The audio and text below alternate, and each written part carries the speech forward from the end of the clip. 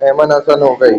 Ayman Iqbal, Ayesha Rifat, Alisha Wasim, Alishba इबाद, ELISA Aslam, Ali's अशद, आमना बतूल, अनाब अली, अनमता तारिक, अनस निसार, अरसलान खान, असदुल्ला खान, असील, अतिया अजीज़, आयशा खालिद, बतूल फातिमा, बुशरा मुस्तफ़ा, बुशरा परवीन, ईमान, फरिया अहमद, हुदा अनीस, कशफ कलीम, कशफ मुगल,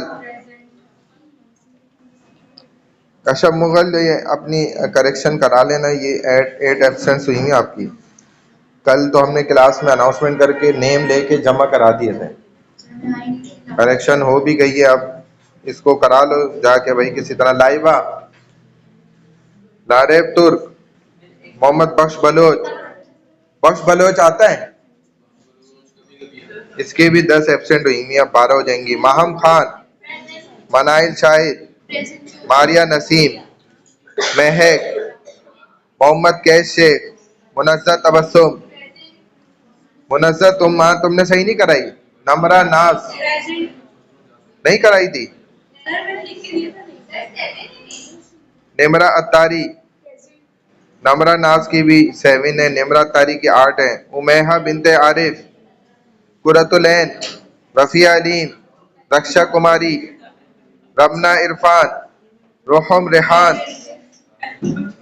सफीना अकबर, तुम्हारा ये वो बंद आ रहा है। समीर समी, सारा, तुम्हारा ही बंद आ रहा है। शफान, शास, शीजा खान, सोहा खान, इन दोनों की भी 9 आ रही है, शीजा और सोहा। सुंगर रानी, तुम्हारा भी बंद आ रहा है। सुहानी, सईदा फिजा इसरार, सईदा हुनैजा अली, तुम्हारी 11 आ रही है। सईदा तोबा इम्तियाज, सही कराओ, लिस्ट पे लिख के दो, अभी मैं भेजूं फिर इसको। अभी सब स्टूडेंट जिनकी ये मसले हैं अभी कर दें लिख कर। सईदा तोबा किरण, सईदा तोबा इम्तियाज, तैयब अहमद, तैयबा, तहरीम वक्कार, उम्मे अतिया, वानिया, युसरा, वानिया के साथ आ रही है। युसरा हयात, जहरा, जीनिया अली। चले भाई स्टार्ट कर। क्या? देख लेता हूँ। Lahore Resolution in March 1940. The 1940 Lahore Resolution adopted by the All India Muslim League demanded the creation of independent states for Muslims. क्या नाम? 1940 में लाहौर करार और गांधी हिंदुस्तान में मुसलमानों ने एक अलग मुल्क का मुतालबा किया। 1940 ऑल इंडिया मुस्लिम लीग ने लाहौर में एक अलग तारीखी करार मंजूरी जो बंद आ रहा है ना, पाकिस्तान के नाम से जाना जाता है। इस करार में मुसलमान मैं लिख देता हूँ। क्या नाम है? सुंगर नानी। सुगन देखता हूँ। सर मैंने 2 क्लासेस मिस की थी, यहाँ पे मेरी 3 क्लासेस मिस हो रही हैं।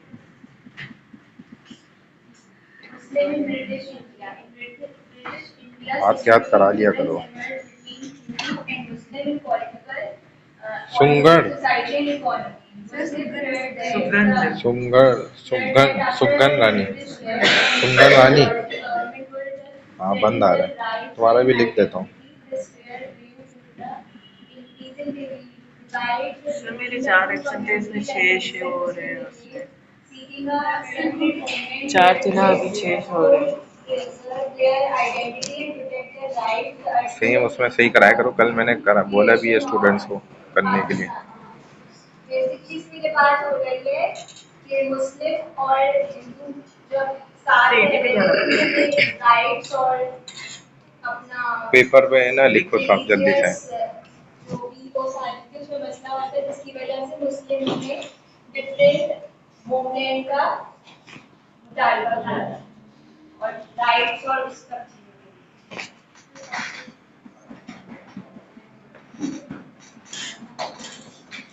impact and legacy. The impact of Lahore Resolution was that it was clear direction to Muslims by demanding separate homeland. The impact of the Lahore resolution was very important for the upcoming Muslims or for the Muslims that has separated from India because it was a new creation of a separate homeland for Muslims to have their own practices and have faith in Islam. सलाम हाँ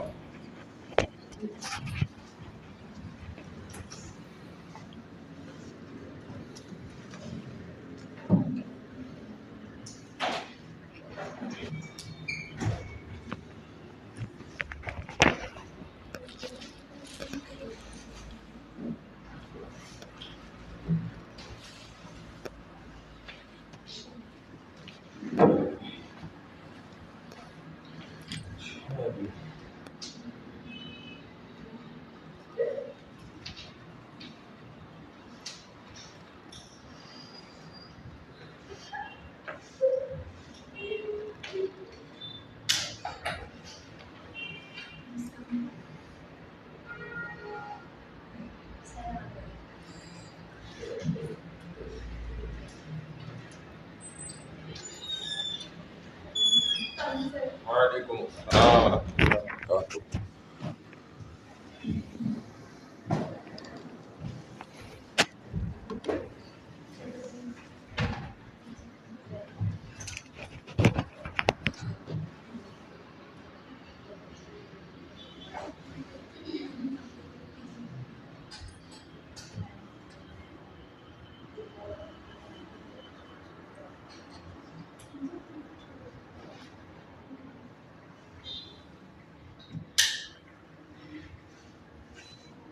रहमतुल्लाहि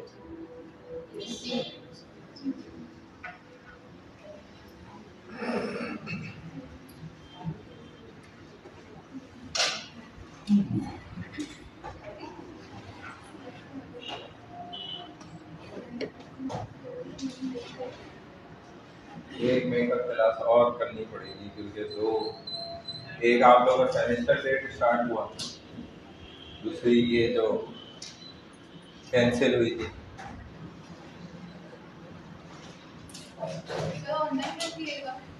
online तो मैं इस class का भी कह रहा था, वो कह रहे हैं ये स्टूडेंट बहुत चैंपियन है, इनकी ऑनलाइन क्लास नहीं हो सकती।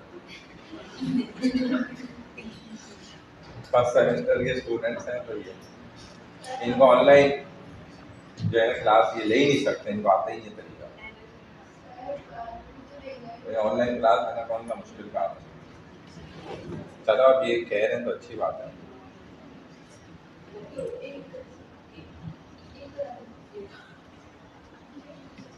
यहाँ तो हमें लेक्चर भी रखना पड़ेगा ना।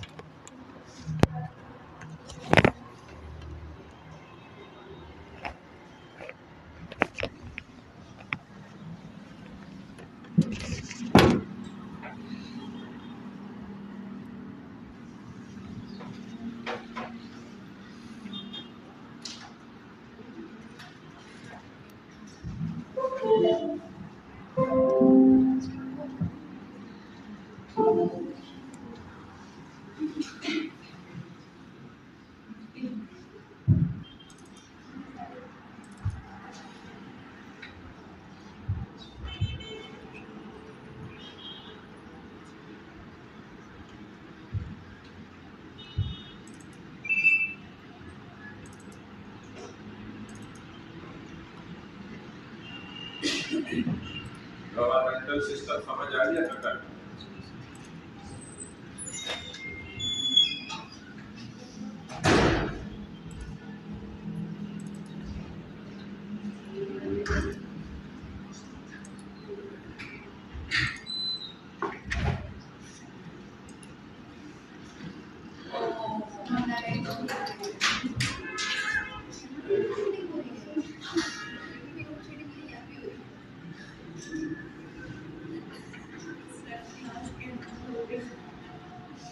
अभी तो मतलब टीवी कोई जमा आएगा मैंने कहा मैं जो भी डालना है वो तुम्हारे पैसों से, उन लोग फीस भी जमा करा दो। ये सबसे बड़ा कसूर तुम लोग का है। अभी देखना जनरेटर की आवाज आ रही है।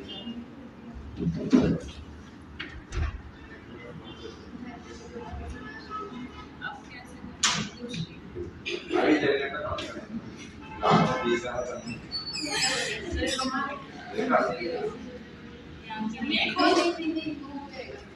हाँ ये भी खोलना पड़ेगा लेकिन वो लाइट उल्टा नहीं सीधा नहीं।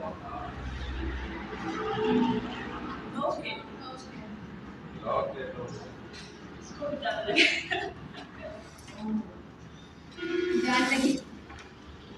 चलो इतना काफी है ना अपना दो।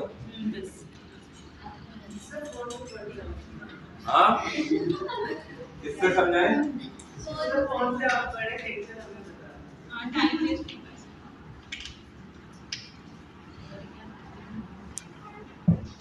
व्हाट्सएप कर दूं आप लोगों को?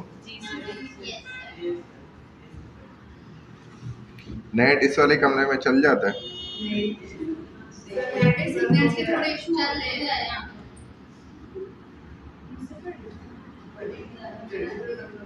अभी सर आएंगे।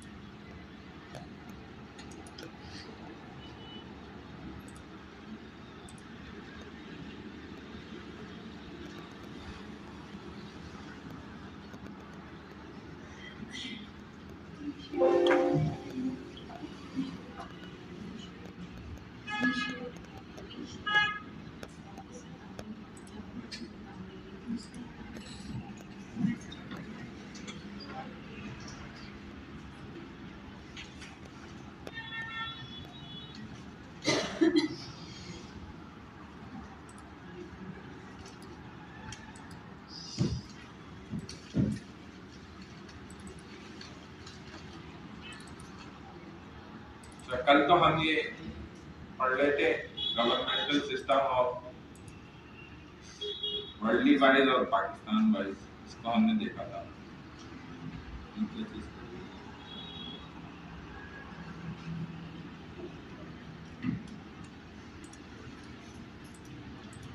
पहले हम आगे तक तो आगे थे, आगे हाँ यहाँ से इसको देखना है।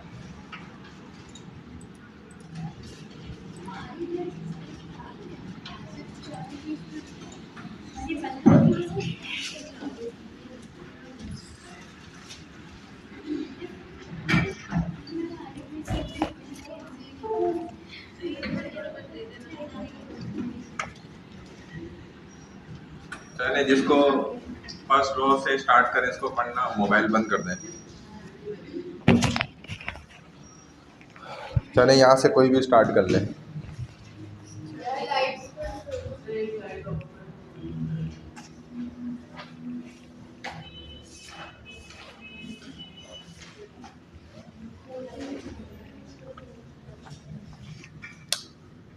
चलो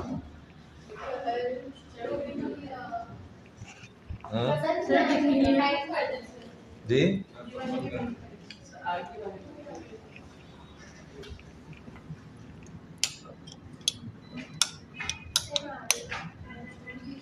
चने भाई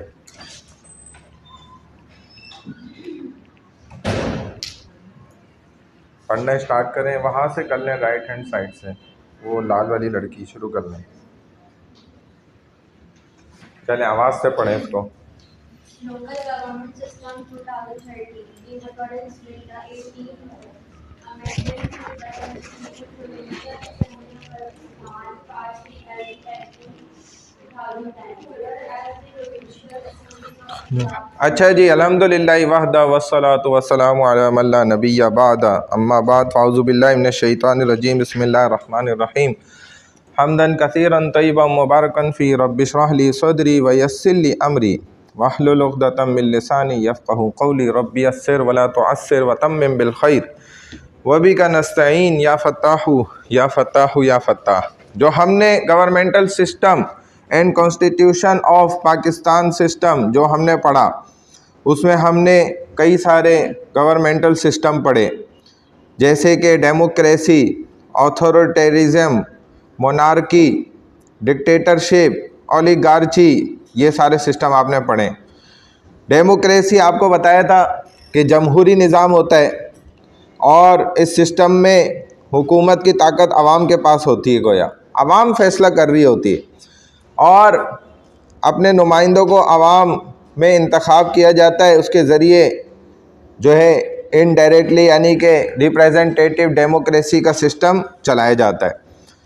खुसूसियत इसकी खासियत ये होती है कि इसमें आज़ादी इजहार, कानून की हुक्मरानी और इंसानी हुकूक का तहफ़्फ़ुज़ रखा जाता है। इंसान आम रियाया के पास जो है ना बड़े हुकूक होते हैं, तहफ़्फ़ुज़ात होते हैं, उनको माना जाता है, तस्लीम किया जाता है। अगरचे हम जिस सिस्टम में इस चीज़ को देख रहे हैं तो ऐसा नहीं है, उसके ख़िलाफ़ है। ऑथोरिटेरियम, आमरियत का जो निज़ाम, वो हमने ये बताया कि इख्तियारात एक फ़र्द या एक छोटे ग्रोह के हाथ में होते हैं, उन्हीं के हाथ में ये निज़ाम चल रहा होता है और हुकूमत आवाम की मर्ज़ी या जवाबदेही के बग़ैर फ़ैसले करती है। ये डिफरेंस है चंद पॉइंट्स का ना, इसको आपने जहन में रखना है। इसी तरीके से आगे चलें, मोनार्की सिस्टम मैंने बताया, बादशाही या मलका का निज़ाम होता है, सरबरा वही हुकूमत का आम तौर पे होता है और ये ओहदा उनको विरासत में मुंतकिल होता है, कोई उसके लिए सेलेक्टिंग, इलेक्टिंग, वोटिंग कुछ नहीं होता, ये ओहदा बस विरासत में उनको मिल जाता है, ख़ानदानी।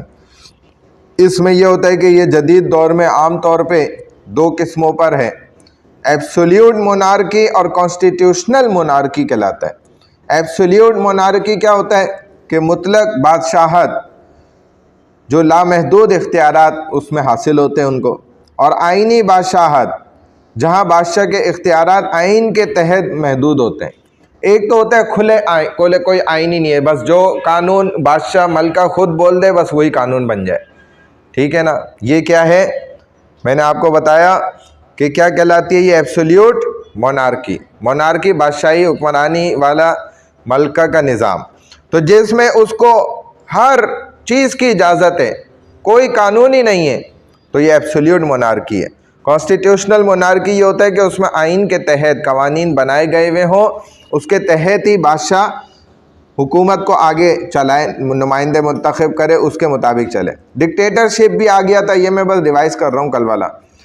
ये आमरियत की एक सख्त शक्ल है जहाँ एक फ़र्द डिक्टेटर गैर आइनी तौर पर तमाम हुकूमती ताकतें हासिल कर लेता है और इसकी खसूसियत ये होती है कि ताकत आम तौर पर फ़ौजी ताकत या ज़बरदस्ती के ज़रिए हासिल की जाती है, उसमें हस्ब इख्तिलाफ़ को सख्ती से कुचल दिया जाता है, यानी कि उसके अपोजिशन कोई हो ही नहीं सकता है। ओलिगार्ची बताया, इस निज़ाम में एक छोटा सा गिरोह मुल्क पर हुकूमत करता है, आम तौर पर दौलत, ख़ानदानी ताल्लुकात, फ़ौजी ताकत, मजहबी असर व रसूख की बुनियाद पर ये आवाम को जो है ना चलाता है अपनी ताकत के बलबूते पे। इसका खुलासा ये था, जिसको कंक्लूजन आप कहते हैं, कि तमाम निज़ामों में बुनियादी फ़र्क इसी बात का है कि ताकत कहाँ से आती है और कौन से उसे इस्तेमाल कर रहा होता है। जमहूरियत में आवाम ताकत का सरचश्मा है, जबकि बाकी तमाम निज़ामों में एक फ़र्द या एक छोटा गिरोह के हाथ में ये सारी ताकत ट्रांसफ़र होती है और वो फिर अपनी मर्ज़ी से अपने हिसाब से उस सब को चला रहे होते हैं। तो यहाँ तक हमने ये सारा फिर निज़ाम समझा, कौन कौन से गवर्नमेंटल सिस्टम है जो पाकिस्तान के अंदर इस वक्त चल रहे हैं। तो आइन की 18वीं तरमीम के मुताबिक देखा जाए, बलूचिस्तान के सूबाई असम्बली ने 2010 में LG एक्ट पास किया था, बल्कि ये तो मैंने आपको पहले बता भी दिया है LG एक्ट से मुताल्लिक। और इससे आगे चलें, structure and constituency delimitation LG act जो चारों सूबों के अंदर वक्तन फ़वक्तन किस तरीके से इम्प्लीमेंट हुआ ये भी बता दिया था। Term limits and the electoral process, यहाँ से मेरा ख्याल है अब है, बल्कि ये भी हो गया था, ठीक है, ये भी हम पढ़ चुके हैं। आगे आ जाएं तो जुडिशरी भी पढ़ लिया हमने। इसमें तो अच्छा आखिर लास्ट में सेलिएंट फीचर्स सिर्फ रह गए थे मेरा ख्याल है, यहाँ से चलें इधर से पढ़ें। मैंने बताया था, बल्कि इस स्लाइड में भी आपको कुछ चीज़ें बता दी थी कि देखें, written constitution, rigid constitution, state religion, parliamentary form of government. यानी कि एक तो होता है कि कानून सिर्फ ज़बानी कलामी बना लेना कि भाई ये कानून होगा, ये कानून चलेगा, और दूसरा ये होता है कि बाकायदा जब एक स्टेट का स्ट्रक्चर बन जाता है तो फिर उन कवानीन कॉन्स्टिट्यूशन को बाय रिटन एक लॉ बना दिया जाता है, यानी कि लिख कर तहरीरी तौर पर। तो वो ये यहाँ पे बता रहे हैं कि रिटन कॉन्स्टिट्यूशन, पाकिस्तान का जो तहरीरी आइन है, कानून है, जिसको बाकायदा लिखा गया तहरीरी आइन की शक्ल में 1973 में, 1973 में, ये चंद देखा जाए तो मज़ामीन पर डिपेंड करता है। इसके जो है चंद स्केजुअल्स बनाए गए जिनके मुताबिक इसको डिवाइड किया गया 12 पार्ट्स पर, और इसके 6 टोटल शेड्यूल्स हैं, 280 इसके पर्त हैं जिनमें इसको जमा किया गया है, तकसीम किया गया, डिवाइड किया गया। पाकिस्तान का आइन जो है ये देखा जाए तो सख्त तरीन है, क्योंकि तरमीम का तरीक़ेकार इसमें आसान नहीं है, मुश्किल तरीका है। और ये आइन कौमी असम्बली और सेनेट के जो जितने भी अराकीन होते हैं उनमें से 2/3 की अक्सरियत पर इसमें कोई तब्दीली की जा सकती है। इसमें तरमीम के लिए, अमेंडमेंट के लिए सदर पाकिस्तान की भी मंजूरी ज़रूरी होती है, और रियासती मज़हब पाकिस्तान का आइन में भी ऐलान करना ज़रूरी होता है। इस्लामी रियासत मज़हब होगी, ये सबसे पहला इसका आइन होगा। और हुकूमत 1973 की पार्लिमानी शक्ल, आइन में हुकूमत के लिए पार्लिमानी तर्ज हुकूमत फराम करेगी। तो जब भी पाकिस्तान का आइन सबसे पहले भी बनाया गया तहरीरी शक्ल के अंदर, उसको इन रिटन लिखा गया, तो उसमें पहली शिक और फर्स्ट पॉइंट यही है कि मज़हब इस्लाम चलेगा और कानून कुरान और हदीस के ऐन मुताबिक चलेगा, अल्लाह और कुरान और हदीस के ऐन मुताबिक।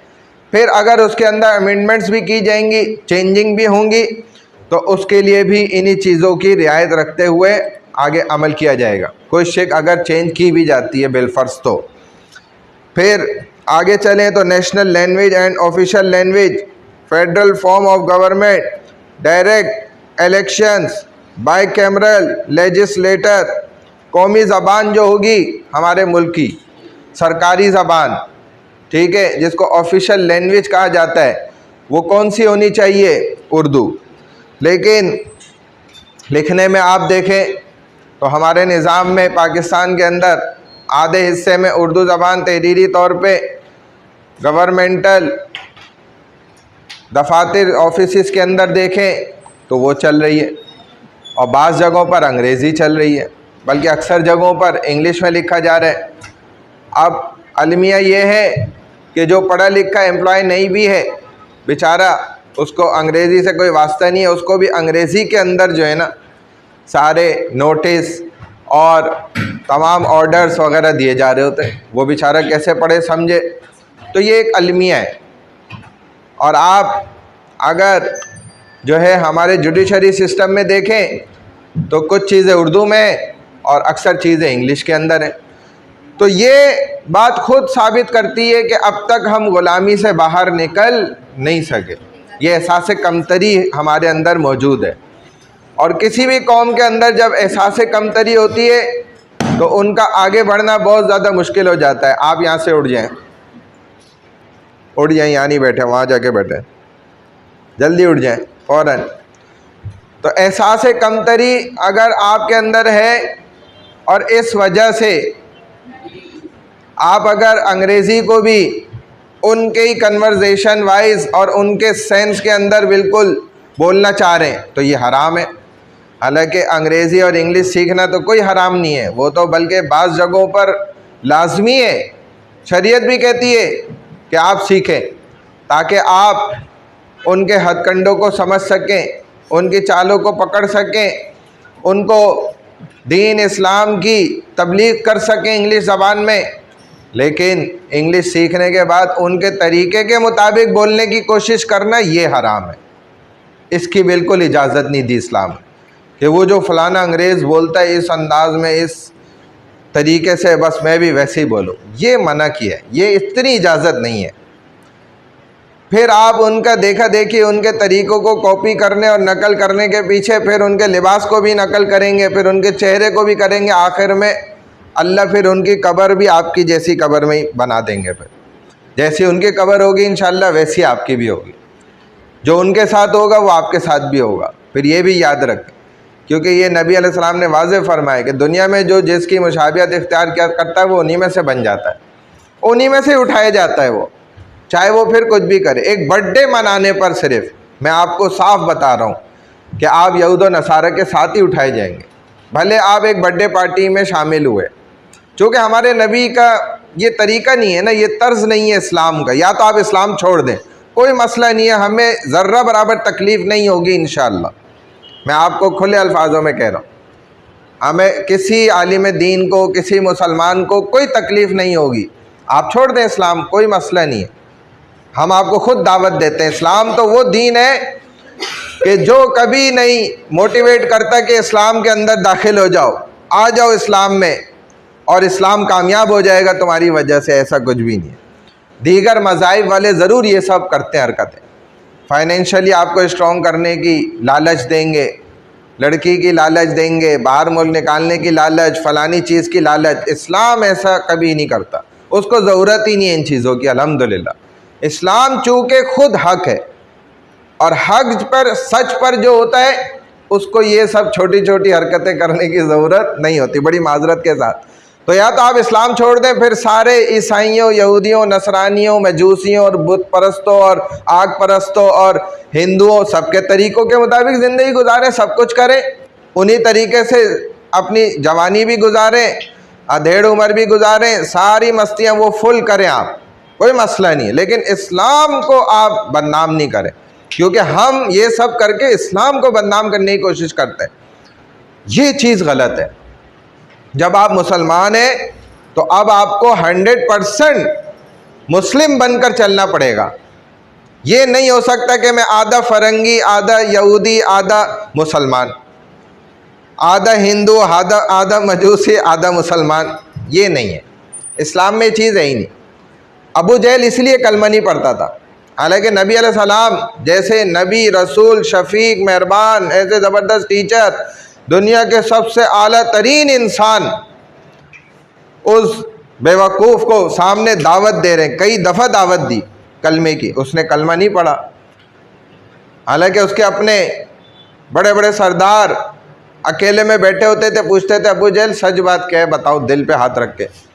कहता था यार सच बात यही है कि जो ये मोहम्मद कहता है ये सच है। तो कहते थे यार जब ये बात सच है तो तू कलमा क्यों नहीं पढ़ता? कहता सिर्फ कलमा नहीं पढ़ना है, पीछे अपनी पूरी लाइफ को चेंज करना पड़ेगा, मुझे पूरी ज़िंदगी छोड़ के मुसलमानों वाली ज़िंदगी बनानी पड़ेगी। एक एक चीज़ के अंदर, ये मोबाइल बंद करो, अब मैं ले लूँगा मोबाइल आपका। एक एक चीज़ के अंदर मुझे क्या करना पड़ेगा? नबी के तरीके से ज़िंदगी गुजारनी पड़ेगी। सारा ख़ानदान से कट जाऊंगा, सारे अपने तहजीब से कट जाऊंगा, सारे तौर तरीके, सकाफ़त, मुझे फिर लिबास भी उन जैसा पहनना पड़ेगा, हरकतें भी उन जैसी सब करनी पड़ेंगी, गुनाह भी सारे छोड़ने पड़ेंगे, अपनी सारी टोटली मस्तियाँ छोड़नी पड़ेंगी। लेकिन अक्सर वाला बच्चा उनको उसको दावत दे देता, वो कलमा पढ़ लेता, अबू जहल। हालांकि नबी की दावत पे नहीं पड़ा। उसकी वजह क्या होती? वो कहता अरे ये मुसलमान, ये हरकतें पूरी फुल वही अयाशियाँ करो, बस कलमा पढ़ना है। लो, ये तो मुझे मोहम्मद पहले समझा देते सल्लल्लाहु अलैहि वसल्लम, तो मैं पहले ही कलमा पढ़ लेता। अगर वही सारी अयाशियाँ कंटिन्यू रखनी है मैंने जो अभी चल रही हैं कुफ्र की हालत में, तो हमने तमाशा बना लिया अपने लाइफ से। हम खुद मजाक कर रहे हैं, हम में से हर एक कर रहा है। यकीन करें, मैं सच कह रहा हूँ साफिज, हम अपने साथ खुद खेल खेल रहे हैं। अल्लाह के साथ हम क्या खेल खेलेंगे या अल्लाह से क्या मजाक करेंगे? हम तो अपने आप से मजाक कर रहे हैं। अभी तक इतनी उम्र हो गई, अभी तक हमें अक्ल ही समझ ही नहीं आ रही कि हम हैं मुसलमान, लेकिन तरीके हम यहूद नसारा और इन सब के। एक सिर्फ विश ऑफ क्रिसमस कर देने से इंसान कुफर में चला जाता है, उसकी शादी हुई हुई निकाह टूट जाता है। इतना सा अमल, चाहे आपको इसकी नॉलेज हो या ना हो, क्योंकि बात चीज़ें इस्लाम में ऐसी हैं कि आपको उसकी नॉलेज हो ना हो, यह आपकी गलती है। ये मिस्टेक इस्लाम की नहीं है, यह आपकी गलती। आपने वो हरकत क्यों नहीं सीखी? जब आपकी ज़िंदगी का पार्ट था, आपने क्यों उसका इल्म नहीं हासिल किया? तो आपने अगर वो कहा, आप दायरे इस्लाम से खारिज। इस्लाम कोई ऐसे गिरी पड़ी चीज़ नहीं है, इस्लाम को किसी की कोई ज़रूरत नहीं है। बाढ़ में जाएं सब, एक भी मुसलमान ना हो दुनिया में भले, इस्लाम को कोई फ़र्क नहीं पड़ता इससे अल्हम्दुलिल्लाह, क्योंकि इस्लाम खुद चमक है, एक नूर है, ताकत है, उसकी अपनी पावर है, वो खुद पहले से ही कामयाब है। वो तो आपको कामयाब होने के लिए उसके साथ जुड़ना पड़ेगा। नई बात समझ आ रही? ये तो मजाक बनाए हुए हमने अपनी ज़िंदगी को, हमें इस पर सोचना चाहिए हम क्या कर रहे हैं। एक बर्थडे मनाने सब हराम है, ये मुसलमानों का तरीका है ही नहीं, हुजूर का तरीका नहीं है, एंटी ऑफ इस्लाम है ये। चाहे किसी की सालगिरह मनाई जा रही है, आप उसमें शामिल भी हो जाएं तो भी आप उसमें मुलव्विस हो गए। आप क्यों शामिल हुए? आपने मना क्यों नहीं करा?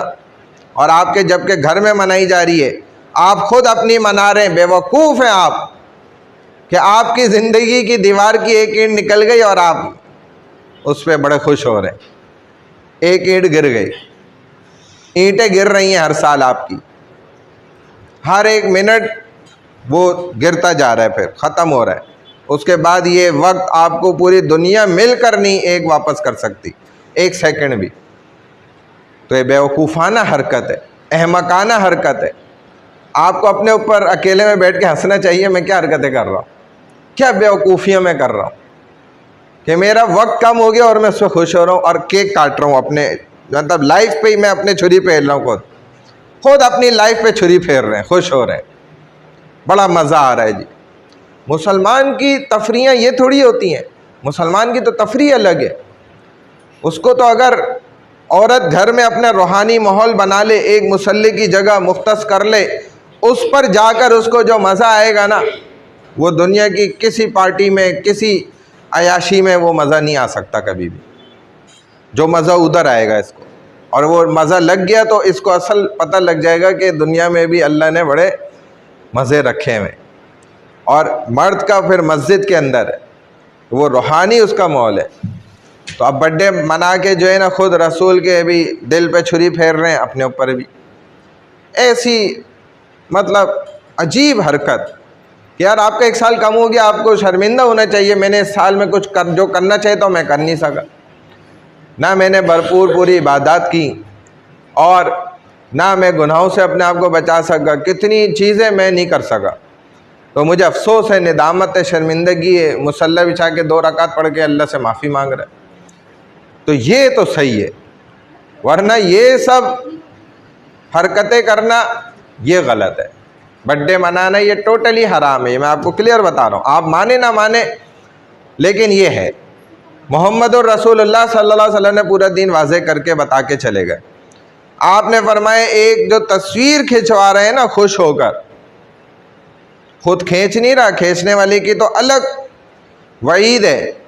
आप फरमा रहे हैं कि एक जगह तस्वीर खिंच रही है और ये खुश होके मुस्कुरा के तस्वीर सिर्फ खिंचवा रहा है।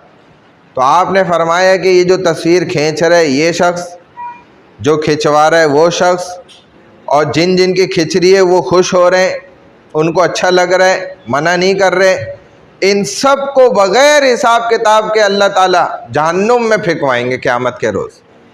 और कहते हैं कि डे ऑफ जजमेंट के दिन जब सारी इंसानियत खड़ी हुई होगी अपने हिसाब किताब के लिए, जैसे आप रिज़ल्ट के लिए जाके कहीं खड़े होते होंगे ना नोटिस बोर्ड के आगे या इस तरह, वहाँ ऐसे खड़े होंगे साहब, और इससे ज़्यादा हौलनाक मंज़र होगा वो। नेक लोगों के लिए बड़ा अच्छा होगा। उस वक्त अल्लाह एक परिंदा भेजेंगे, वो परिंदा जहन्नुम से उड़ता हुआ आएगा, और वो इस कदर बड़ा परिंदा होगा कि अपने 2 पंजों में ना लोगों को, इंसानों को उठाएगा, और एक दफ़ा में उसके पंजे में लाखों इंसान लोग आ जाएंगे, और वो उनको ले जाके डायरेक्ट जहन्नुम में फेंक के दोबारा आ जाएगा, फिर उठाएगा। और ये वो लोग उठा रहा होगा जो तस्वीर दुनिया में खींचते थे, खिंचवाते थे, खिंचरी होती थी, मुस्कुरा रहे होते थे। अब आप ये ना बोलिएगा कि ये वो तस्वीर नहीं है, ये डिजिटल है, ये फलाना है, ये ढिमकाना है। अगर हुजूर को अभी लाके, मिसाल देने के लिए कह रहा हूँ, अगर इधर हुजूर सल्लल्लाहु अलैहि वसल्लम मौजूद हो ना, तो फिर उनके सामने बताना कि या रसूल अल्लाह वो तो अलग तस्वीर आपने मना की थी, तो हुजूर आपको समझा देंगे कि बेटा मेरे उम्मती, आप के पास कॉमन सेंस नहीं है, अक्ल नहीं है थोड़ी सी, कि देखो मेरे ज़माने में वही तस्वीर का अंदाज़ था, बेसिक ही वही थी। जब मैंने बेसिक को ही मना कर दिया तो एडवांस को तुम कैसे जायज़ और हलाल कह सकते हो? अगर उस वक्त डिजिटल भी होता तो हुजूर उसको भी मना कर देते, जब आपने बेसिक को मना कर दिया। नई बात, कॉमन सेंस की बात है तो बहुत आसान सी बात है। तो जब एक इब्तदा को ही मना कर दिया तो आप उससे आगे बढ़कर चाहे जितनी किस्म की तस्वीरें हो सब हराम है, सिवाय सिर्फ आपके पासपोर्ट की तस्वीर या CNIC की। वो भी कहते हैं कि चेहरा बिगाड़ कर खिंचवाए, जैसे मैंने भी खिंचवाई हुई। अगर मेरे CNIC पे देखेंगे बाल बिखरे हुए यहाँ से निकल रहे हैं उधर से, और मैं अजीब गम वाली हालत में तस्वीर खिंचवाई। और मैंने खुद देखा जवान बच्चियाँ नादरा के अंदर, वो हज़रत नौजवान साहब उसको सेट कर रहे हैं, उनके बाल इधर से उनके ये, उधर से वो, टच भी हो रहा है, सब कुछ हो रहा है, और वालिद मोहतरम भी सामने खड़े हुए। मैं क्या बोलूँ इनको, बेवकूफ़ एक नंबर के जाहिल इंसान है। जवान बच्ची जो है, वो जवान बंदा उनको छेड़ रहा है और टच कर रहा है और सेट कर रहा है, और वो भी बड़े मुस्कुरा रहे हैं जी, अच्छी तस्वीर आ जाए बच्ची की। मैं तो कहता हूँ लानत है ऐसी तस्वीरों पर। हाँ, NIC पर आती, चेहरा तो आएगा, आप गम वाला चेहरा बनाएं और मेकअप वगैरह नहीं करें, ना सेटिंग करें, बल्कि बिखरे हुए ख़राब तस्वीर आनी चाहिए। ये है सिर्फ, उस पर भी जो इजाज़त मिली है ना, इन तमाम शराइत के साथ मिली है, वरना उस पर भी इजाज़त नहीं है। तस्वीर मजबूरी के तहत वो इजाज़त दी है कि उसके बगैर सिस्टम आगे नहीं चलेगा। समझ रहे बात? तो भाई दीन इस्लाम जो है ना, या तो छोड़ दें, फिर जो करना है करते रहे, कोई मसला ही नहीं, आपको कोई पकड़ेगा नहीं दुनिया में। हाँ, आखिरत में तो आपका सत्यानाश हो ही जाएगा। बहरहाल, ये कौमी ज़बान हमारी क्या है? उर्दू। और हुकूमत की वफाकी शक्ल पाकिस्तान का आइन 1973 है, जो मरकज़ी निज़ाम पाकिस्तान का इस वक्त चला रहे चारों सूबों के अंदर। आगे बढ़ जाए,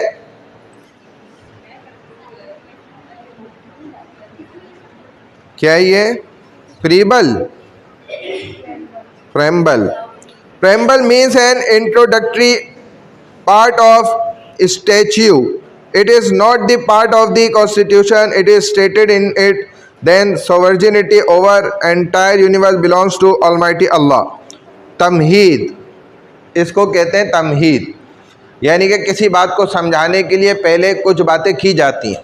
जो असल मुद्दे की बात होती है वो करने के लिए पहले एक तारुफ रखा जाता है सामने, उसी को ये कहा जाता है। ये आइन का हिस्सा नहीं होता, लेकिन कानून को समझाने के लिए ना पहले बात रखी जाती है कि भाई देखें, हाकमियत किसकी चलेगी? अल्लाह की। हुक्म किसका चलेगा इस कायनात में? अल्लाह का हुक्म चलेगा। तो इसके बाद फिर आगे कवानीन को फिर जिक्र किया जाता है, holding of referendum, single citizenship, independence of judiciary, referendum का जो इनेकाद हुआ उसको बनाया गया पाकिस्तान का सदर, कौमी अहमियत के किसी भी मामले पर रेफरेंडम कराने का हुक्म देने का मजाज होता है, वो करा सकता है। ऐसे ही अकेली शहरियत, पाकिस्तान का आइन 1973 वाहिद शहरियत फराम करता है। ऐसे ही अदलिया की आज़ादी कि वो मुकम्मल तौर पे आज़ाद होगा, लेकिन अब जो अमेंडमेंट्स की गई हैं उसके मुताबिक तो पता चल रहा है कि मुकम्मल आज़ादी अब ख़त्म हो गई अदलिया की, जब उनके कानून से ऊपर बाला तर कोई चला गया। ऐसे ही राइट्स ऑफ माइनॉरिटीज़, अक़लियतों के हुकूक, 1973 के आइन में अक़लियतों के हुकूक का एक तहफ़्फ़ुज़ मौजूद है। ऐसे ही हाई ट्रेज़न, आला गद्दारी का कानून कि उसका आइन कहता है जो गैर आइनी तरीके से मनसूख करना संगीन गद्दारी होगा, यानी कि गैर कानूनी तरीके से किसी कानून को ख़त्म करना या उसके अंदर तब्दीली करना, ये ख़ुद एक मुल्क के साथ गद्दारी है। ताकत के इस्तेमाल से उसे मनसूख नहीं किया जा सकेगा। और ये नतीजा अखज़ करना है कि इस्लामी जमहूरिया पाकिस्तान का 1973 का आइन एक जमहूरी रियासत है, पार्लिमानी है, जिसको नौयत में देखा जाए तो 2 ईवानी मुकन्ना की हिमायत हासिल होती है, जो कि आप अच्छी तरह जानते हैं। एक तो सेनेट है और दूसरा क्या है आपके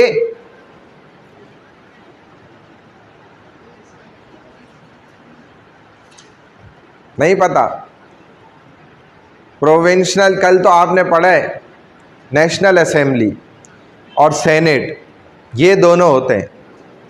नहीं पढ़ा कल आप लोगों ने, भूल गए सब, क्योंकि यहीं से तमाम कवानीन बनने के बाद फाइनलाइज होते हैं। ये बातें याद रखें, ये पॉइंट बहुत अहम है।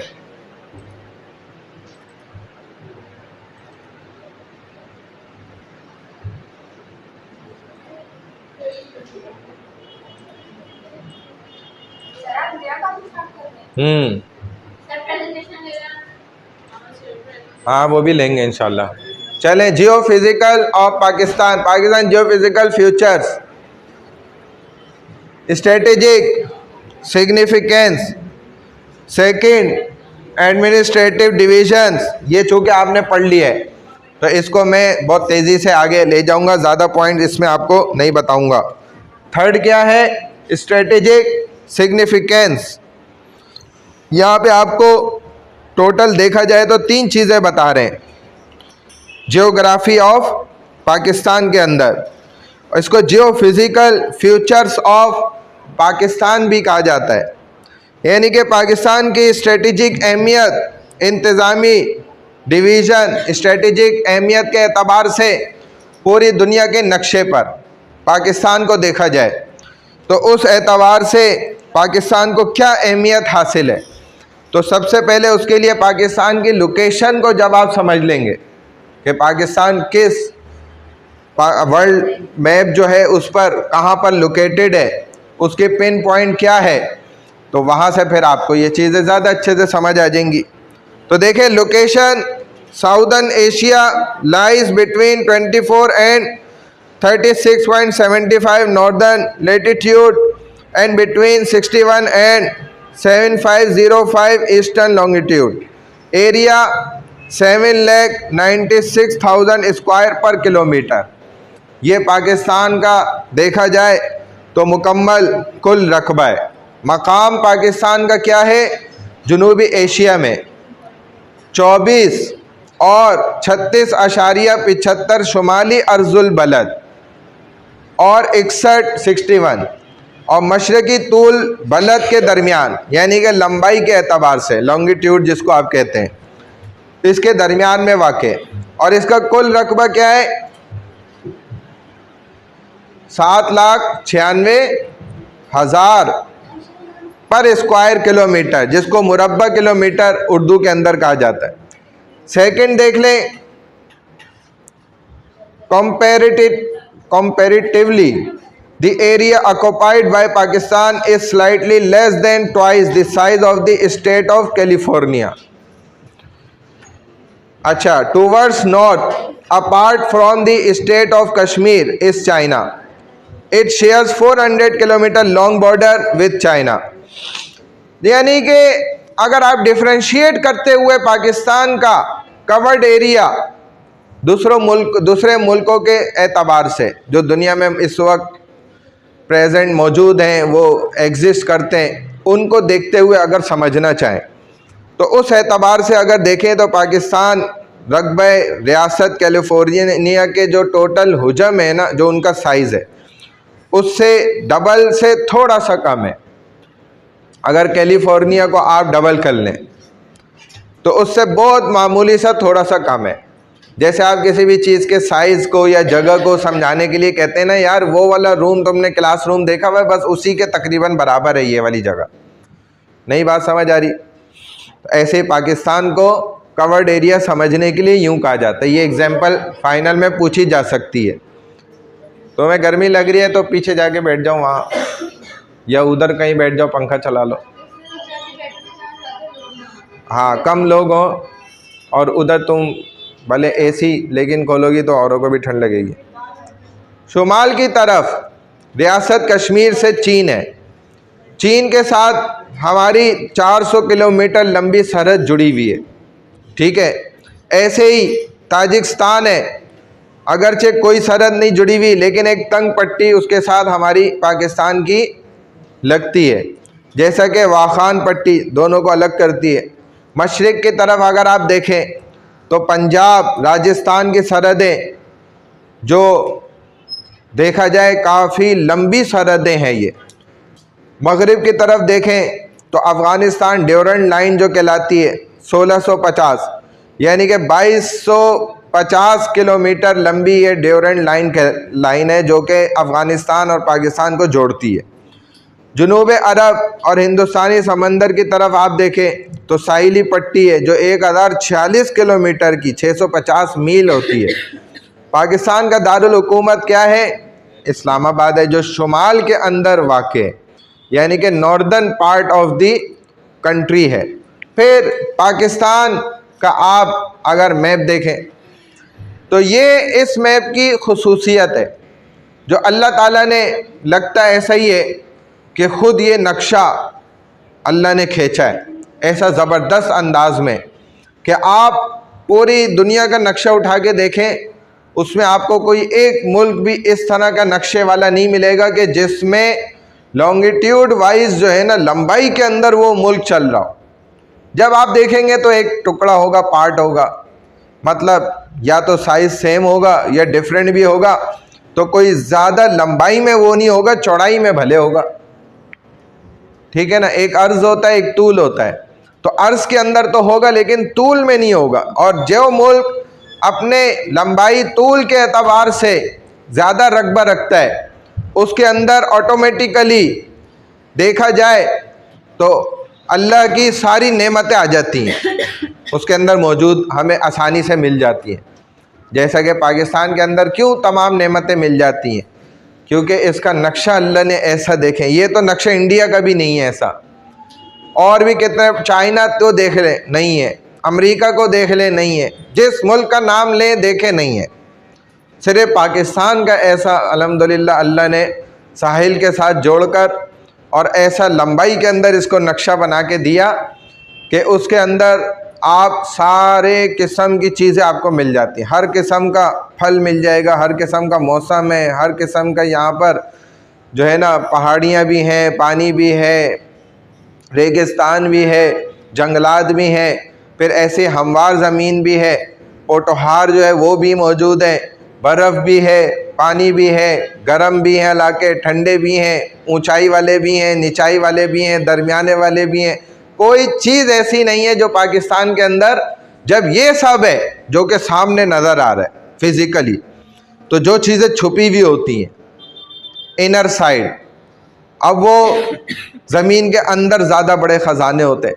तो जिस मुल्क में ये सारी चीज़ें मौजूद हो ना, तो वहाँ लाजमी तौर पर ज़मीन के अंदर ख़जाने भी भरपूर जमा होते हैं। फिर ये अल्लाह की तरफ से होता है, अल्लाह ने ऐसा दिया निज़ाम अल्हम्दुलिल्लाह हमें कि हमें तो देखा जाए एक सुई भी बाहर से लेने की ज़रूरत नहीं है पाकिस्तान में। लेकिन अल्हम्दुलिल्लाह हमें लोग बहुत चैंपियन मिले। हाँ, लेकिन फिर भी करता है। वो लोग चैंपियन मिले ना।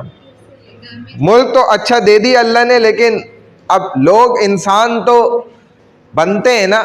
इंसान कैसे बनते हैं, उसका प्रोसीजर होता है पूरा। इंसान कैसे बनते हैं, ये भी एक टॉपिक है ना। इंसान ऐसे तो बन जाते हैं खुद, जैसे आपको नज़र आ रहे हैं, लेकिन इंसान कैसे बनते हैं, वो एक लंबी चौड़ी मेहनत होती है, उसके लिए बड़ी इस्लाह होती है। इसीलिए इंसान जितना उम्र रसीदा होता जाता है, वो उतना बिगड़ता चला जाता है। उसके बिगड़ने के अंदर सबसे बड़ा उसका अपना ही हाथ होता है, उसने अपने आप को खुद बिगाड़ दिया होता है। तो इस वजह से वो नहीं सुधर पाता, वो हर एक से लड़ रहा होता है, हर एक से टसल कर रहा है, हर एक को तकलीफ़ देने पे पीछे पड़ा हुआ है, तुला हुआ है। कैसे मैं तंग कर दूं इसको, कैसे मैं इसका जो है ना माल गज़ब कर लूं, कैसे मैं इसको धोखा दे दूं। ये सब बुराइयां इंसान की। ये इंसान नहीं होता ऐसा तो जानवर भी नहीं होता।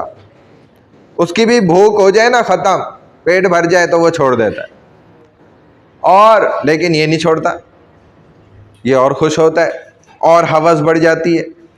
तो ये जानवर से भी बदतर हो जाता है। इसको तो इंसान के नाम पर धब्बा कहना भी गलत है। तो बहरहाल इंसान कैसे बनता है, ये तो एक लंबा चौड़ा टॉपिक है। उसके लिए तो जो लोग खुद इंसान बन चुके हैं ना, उनसे तरबियत लेनी पड़ती है, उनसे अपनी इस्लाह करानी पड़ती है। वो बीमारियों को आइडेंटिफाई करते जाते हैं और ख़त्म करने के तरीके समझाते जाते हैं, उस ट्रैक पे आपको लगा देते हैं। ऐसा इंसान बन के सीधा जन्नत जाता है। वरना तो कितने लोग हैं आपको शक्ल सूरत में इंसान नज़र आ रहे हैं, लेकिन हकीकत में वो इंसान नहीं है, वो बस एक खाल चढ़ी हुई है इंसानों वाली। अल्हम्दुलिल्लाह वो दरिंदों से भी गए गुजरे। जो काम दरिंदे भी नहीं करते ना, वो भी ये करते हैं माशाल्लाह से। अल्लाह बचाए। बहरहाल geo strategy, this term was first introduced by Frederick L Schuman है, क्या है स्कूमन? पढ़ो यार तुम ज़रा लड़के, ये तुम्हें नज़र आ रहा है? जूम कर दूं? थोड़ा इसको पढ़ो यार, हमें फिर हम बताते हैं क्या है। चलो जितना दिख रहा है वही पढ़ लो। हाँ भाई, आपको ही तो कह रहा हूँ। हाँ ना, लड़के आप हो कोई और है? दो ही तो लड़के हैं यार, दो ही बच्चे हैं हमारे पास माशा।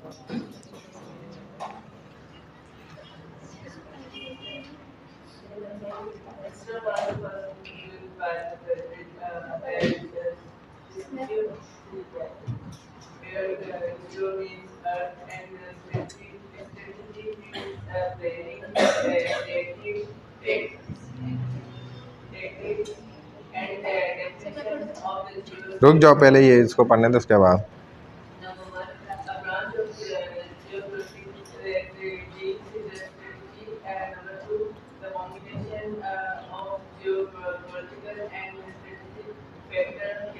जियो स्ट्रेटेजी जो है ना, क्या होता है ये, एक किसने इंट्रोड्यूस कराया है, इसका माना मीनिंग्स ऑफ जियो स्ट्रेटेजी क्या है, ठीक है ना।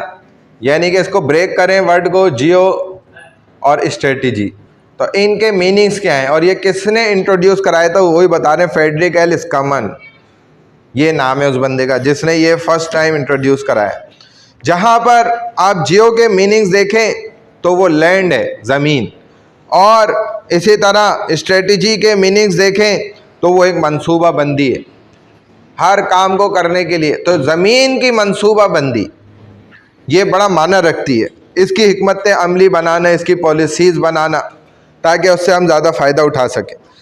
उसकी डेफिनेशन में कहते हैं कि जोग्राफियाई सियासत की ये एक गोया ब्रांच है, शाख है, जो हिकमत अमली से मुताल्लिक होती है।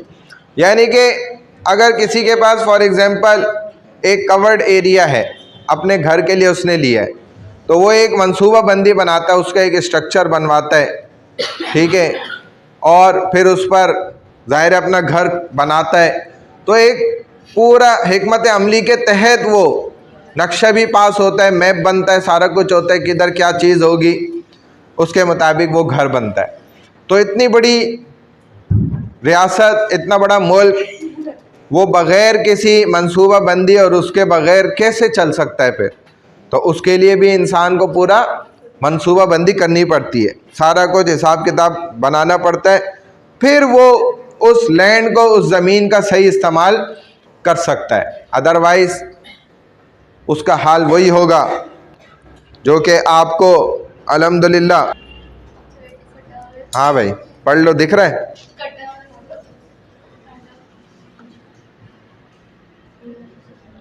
फिर छोटा ना हो जाए। चलो ऐसे दिख रहा है? ऐसे भी नहीं दिख रहा, प्लस से शायद थोड़ा सा बढ़ जाए। अब दिख तो रहा है लेकिन वो कट भी रहा है ना। चलो अब सही है। Strategic geography. Strategic geography is concerned with the control of or access to special features that have an impact on the security and prosperity of nations. Spatial areas that concern strategic geography changes with human needs and development. The field is a subset of human geography, itself a subset of the more general study of geography. It is also related to geostrategic significance.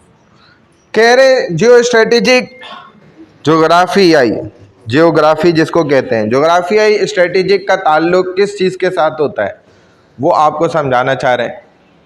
हर चीज़ का ताल्लुक होगा ना किसी चीज़ के साथ। तो कहते हैं जो इलाके होते हैं ना उनको कंट्रोल करना, उन तक मुकम्मल हर चीज़ की रसाई का हासिल हो जाना, जिससे कौम को कौमी सलामती मिले और खुशहाली पर वो चीज़ें असरअंदाज हों, ये काम करती है स्ट्रेटेजिक जियोग्राफी। यानी मुकामी जो इलाके होते हैं उनके अंदर जोग्राफियाई से मुताल्लिक इंसानी ज़रूरियात और उनकी तरक्की के साथ साथ किस तरीके से तब्दीलियां आते रहना चाहिए, ये काम होता है। और ये फील्ड जो है ना इंसानी जोग्राफियाई का एक बहुत इम्पोर्टेंट पार्ट है बसाते ख़ुद। जोग्राफियाई का आम तौर पे मुताल्ला एक बहुत इम्पोर्टेंट पार्ट है। अगर इस निज़ाम को, इस पार्ट को, स्ट्रेटेजिक ज्योग्राफी को कोई समझ ले सही माना में, तो उसको इन इलाकों से जो पाकिस्तान में मौजूद हैं बहुत से फ़वाइद वो हासिल कर सकता है। जैसे बहुत से लोग सिर्फ़ इसको पढ़कर ही अमीर भी बन गए। उन्होंने पाकिस्तान के अंदर ऐसे इलाके दरियाफ़्त कर लिए, ढूंढ लिए कि जहाँ से उनको पता लगा कि बहुत सारा जो है ना गोल्ड मिल जाता है, निकल आता है, वहाँ से थोड़ी सी मेहनत कर ली जाए। तो ये उनकी वहाँ के इल्म की बुनियाद पर ऐसा हुआ। बाज़ लोग उधर के इर्द गिर्द के रहने वाले, उन्होंने भी बहुत सी नई नई चीज़ें ख़ुद से ढूंढ ली। जैसे हमें भी पता चला एक गांव है काफ़ी दूर की जानिब, सवाबी से आगे अंदर पहाड़ों से करीब, चंद लोगों पे मुश्तमिल, और कहते हैं वहाँ के लोग जानते हैं कि साल में एक दफ़ा, एक दिन में थोड़ी देर के लिए एक वहाँ पे ना चश्मा फूटता है पानी का, और उस पानी के बड़े फ़वाइद हैं, अल्लाह ने रखे। पता नहीं एक साल तक वो पानी क्यों रुका रहता है और थोड़ी देर के लिए वो निकलता है। और उस पानी की जो सबसे बड़ी खुसूसियात कहते हैं कि अगर वो पानी ले लिया जाए ना, हासिल कर लिया जाए, इस्तेमाल कर ले, पी ले बंदा, तो वो कहते हैं कि उसकी उम्र ज़्यादा हो जाती है, बढ़ जाती है। और कहते हैं बाज़ लोगों ने ये आजमाया, और दूसरा उसका फ़ायदा ये है कि जिसकी औलाद नहीं हो रही उसकी औलाद हो जाती है। लोगों ने ये भी आजमाया और कहते हैं वाकई हो गया। तो इस तरीके की चीज़ें अब ये किन लोगों को, जो वहाँ के रहने वाले हैं उनको पता है, बाहर वालों को नहीं पता, ठीक है ना। लेकिन ये उनको कैसे पता चली? जाहिर है उन्होंने इस पर मेहनत की, उसको चेक किया, अंदाज़ा किया उस ख़ास वक्त के अंदर, तो उनको अपनी जगह की खुसूसियात वो आइडेंटिफाई कर ली उन्होंने, जिसको कहते हैं कि उन्होंने उनको एक्सप्लोर कर लिया, ढूंढ लिया। तो होती हैं इस तरीके की चीज़ें, लेकिन इंसानों को पता नहीं चलती इतनी आसानी से। उसके लिए ज़ाहिर है फिर उसको सीखना पड़ता है हर एक चीज़ को। चलें आगे। स्ट्रेटेजिक सिग्निफिकेंस, निशानियाँ। Pakistan in Asia has much geographical importance because of its strategic location. जैसा कि मैंने आपको बताया, firstly Pakistan has all features of nature like sea, deserts, mountain, rivers. Secondly, in this region there are 4 seasons: summer, winter, autumn and spring. और बाद लोगों के मुताबिक तो 11 मौसम भी हैं. Pakistan shares its borders with very prominent countries in the world like India, China, Afghanistan and Iran. Landlocked countries don't have route for the transportation of goods by sea. Therefore, Pakistan also provides sea transportation to some countries. ये क्या word है? Interestingly, Pakistan is a Muslim country and it's located in the China of the Muslim countries. Therefore, it also known as center of Muslim world. यानी कि एक gateway भी कहलाता है पाकिस्तान मुस्लिम world के दरमियान, ठीक है ना. यानी कि यहाँ से गुजर कर जो है ना फिर आगे जाया जाएगा. अगर इस जानिब के जितने भी एशिया के मुस्लिम कंट्रीज़ हैं वो दूसरी जानिब अगर जाना चाहते हैं तो पाकिस्तान को अगर क्रॉस करके जाएंगे तो वो शॉर्ट वे है, और अगर पाकिस्तान से हट कर जाएंगे तो लॉन्ग वे. और इन चीज़ों को बड़ा देखा जाता है. अब पाकिस्तान की हवाई फ़िज़ाई जो फ़िज़ा है इसको भी जब जो ममालिक यूज़ करते हैं तो उस पर भी वो सालाना या जो भी उनका होता है क्वार्टरली वगैरह वो पैसा अदा करते हैं उसका. यानी कि आपकी फ़िज़ा भी जब इस्तेमाल होगी उसका भी पैसा चार्ज होगा. बात समझ रहे हैं? तो ऐसा भी होता है. एयरलाइंस जितनी चल रही होती हैं ये इस बात का भी टैक्स दे रही होती हैं कि जी पाकिस्तान से चूँकि गुज़र के आई हैं तो उसका टैक्स इतना बनता है, वो भी अदा किया जाता है. तो पाकिस्तान भी और हर मुल्क जो है इस तरीके से फ़ायदा हर तरह से उठाते हैं. Geo strategic importance of Pakistan, proximity of great powers. Pakistan की जियो स्ट्रेटेजिक अहमियतें बता रहे हैं. अजीम ताकतों की कुर्बत पाकिस्तान को बहुत करीब मिली हुई हैं जो दुनिया की बड़ी ताकतें हैं. उनमें से किसी 2-3 का नाम बताओ, कौन कौन से ऐसे मुल्क हैं? हाँ भाई, किसी को नाम पता है जो पाकिस्तान के साथ जुड़े हुए और वो सुपर पावर्स में से हैं वर्ल्ड वाइज? चाइना है जैसा, इंडिया तो नहीं है इतना बड़ा, ईरान फिर भी थोड़ा कहलाता है, और अफ़गानिस्तान देखा जाए तो उस एतबार से पावरफुल नहीं है, इतना मशहूर. लेकिन ये है कि लैंड वाइज अगर उसको देखा जाए तो बड़ी वहाँ पर जो है ना कुदरती नेचुरली जो रिसोर्सेस हैं वो मौजूद हैं, जिसके लिए अमेरिका ने भी बहुत कोशिश करी. लेकिन ज़ाहिर है अफ़गानियों को हराना बड़ा मुश्किल काम है. Gateway of to Central Asia, West Asia का ये गेटवे, यानी कि इसके थ्रू वो यहाँ से निकलेंगे. Significance as a transit economy, transit economy के तौर पर पाकिस्तान को बड़ी अहमियत का दर्जा हासिल है. ऐसे important link in the chain of Muslim countries, मुस्लिम ममालिक की जो जंजीर है उसकी अहम कड़ी पाकिस्तान है. China's link to the Middle East, चीन का मशरक़ी वस्ता से रब्ता, और रिड्यूस इंडियन हार्गोमोनी in the Arabian Sea and Indian Ocean, बहीरा अरब और बहीरा हिंद में हिंदुस्तानी तसल्लुत को ये कम करता है. Proximity of great powers, Pakistan को जो बहुत ज़्यादा ख़तरनाक और सख्त ताकतें मुयस्सर हैं वो किस एतबार से हैं? कहते Pakistan is located in the junction of great powers its neighbour, one world power Russia and the other power China lies. चूँकि वो भी करीब है और आप जानते हैं कि जो पाइपलाइन है वो भी इनके आपस में ताल्लुक़ जुड़ा हुआ है. Any alliance among world powers enhances its significance. This factor has been utilized by Pakistan after 9/11. Security and businesses are two main US interests in the region, while Pakistan is playing a front line role in the war against terrorism. तो बिल्कुल पाकिस्तान भी खड़ा हो गया जब America ने ये इल्ज़ाम लगाया 9/11 के बाद, जिस इल्ज़ाम की कोई हकीकत और हैसियत नहीं थी. ठीक है, कोई भी हैसियत नहीं थी इस इल्ज़ाम की, लेकिन पाकिस्तान ने भी मौका पाते हुए फ़ायदा उठाया पूरा। इन्होंने भी अपना फ़ायदा नहीं जाने दिया। और हमारी एजेंसीज़ ने अल्हम्दुलिल्लाह वो खेल खेला अमेरिका के साथ जो अमेरिका को पता नहीं 50 साल बाद जाके समझ आएगा। ऐसा घुमा के रखा ना इनको भी कि इनकी ताकतें चूँकि बढ़ी हुई हैं तो अपनी ताकत पहले बढ़ाओ और इनको इसी गेम में उलझा दो जिस गेम में ये खुद हमारे साथ शतरंज खेलना चाह रहे हैं। तो अफ़गानिस्तान में 22 साल तक अमेरिका को कमज़ोर कराया अल्हम्दुलिल्लाह, और ये बहुत अच्छा काम हुआ है, जिससे फिर पाकिस्तान की अपनी ताकतें देखो फिर आ भी गई ना एकदम सामने थोड़ी सी आगे। भले इस चीज़ को आप देखेंगे तो समझ जाएंगे। Today the political scenario of the region is tinged with preemption policy and US invasion of Iraq and Afghanistan, Iran's nuclear program, India's geopolitical muscles, new strategic deal with US to gain hegemony and to counter the rise of China। इसके बाद क्या हुआ? दहशतगर्दी के मामले के बाद आप आगे बढ़ें तो देखें चीन एटमी, ईरान, दहशतगर्द, अफगानिस्तान पर काबू पाने के लिए पाकिस्तान ने भी फ्रंट लाइन पर किरदार अदा किया। फिर भारत की जो मंडियाँ थी उनसे फ़ायदा उठाना, अमरीकी दिलचस्पी का पाकिस्तान के अंदर बहुत ज़्यादा दिलचस्पी लेना, जो आप आज देख भी रहे हैं।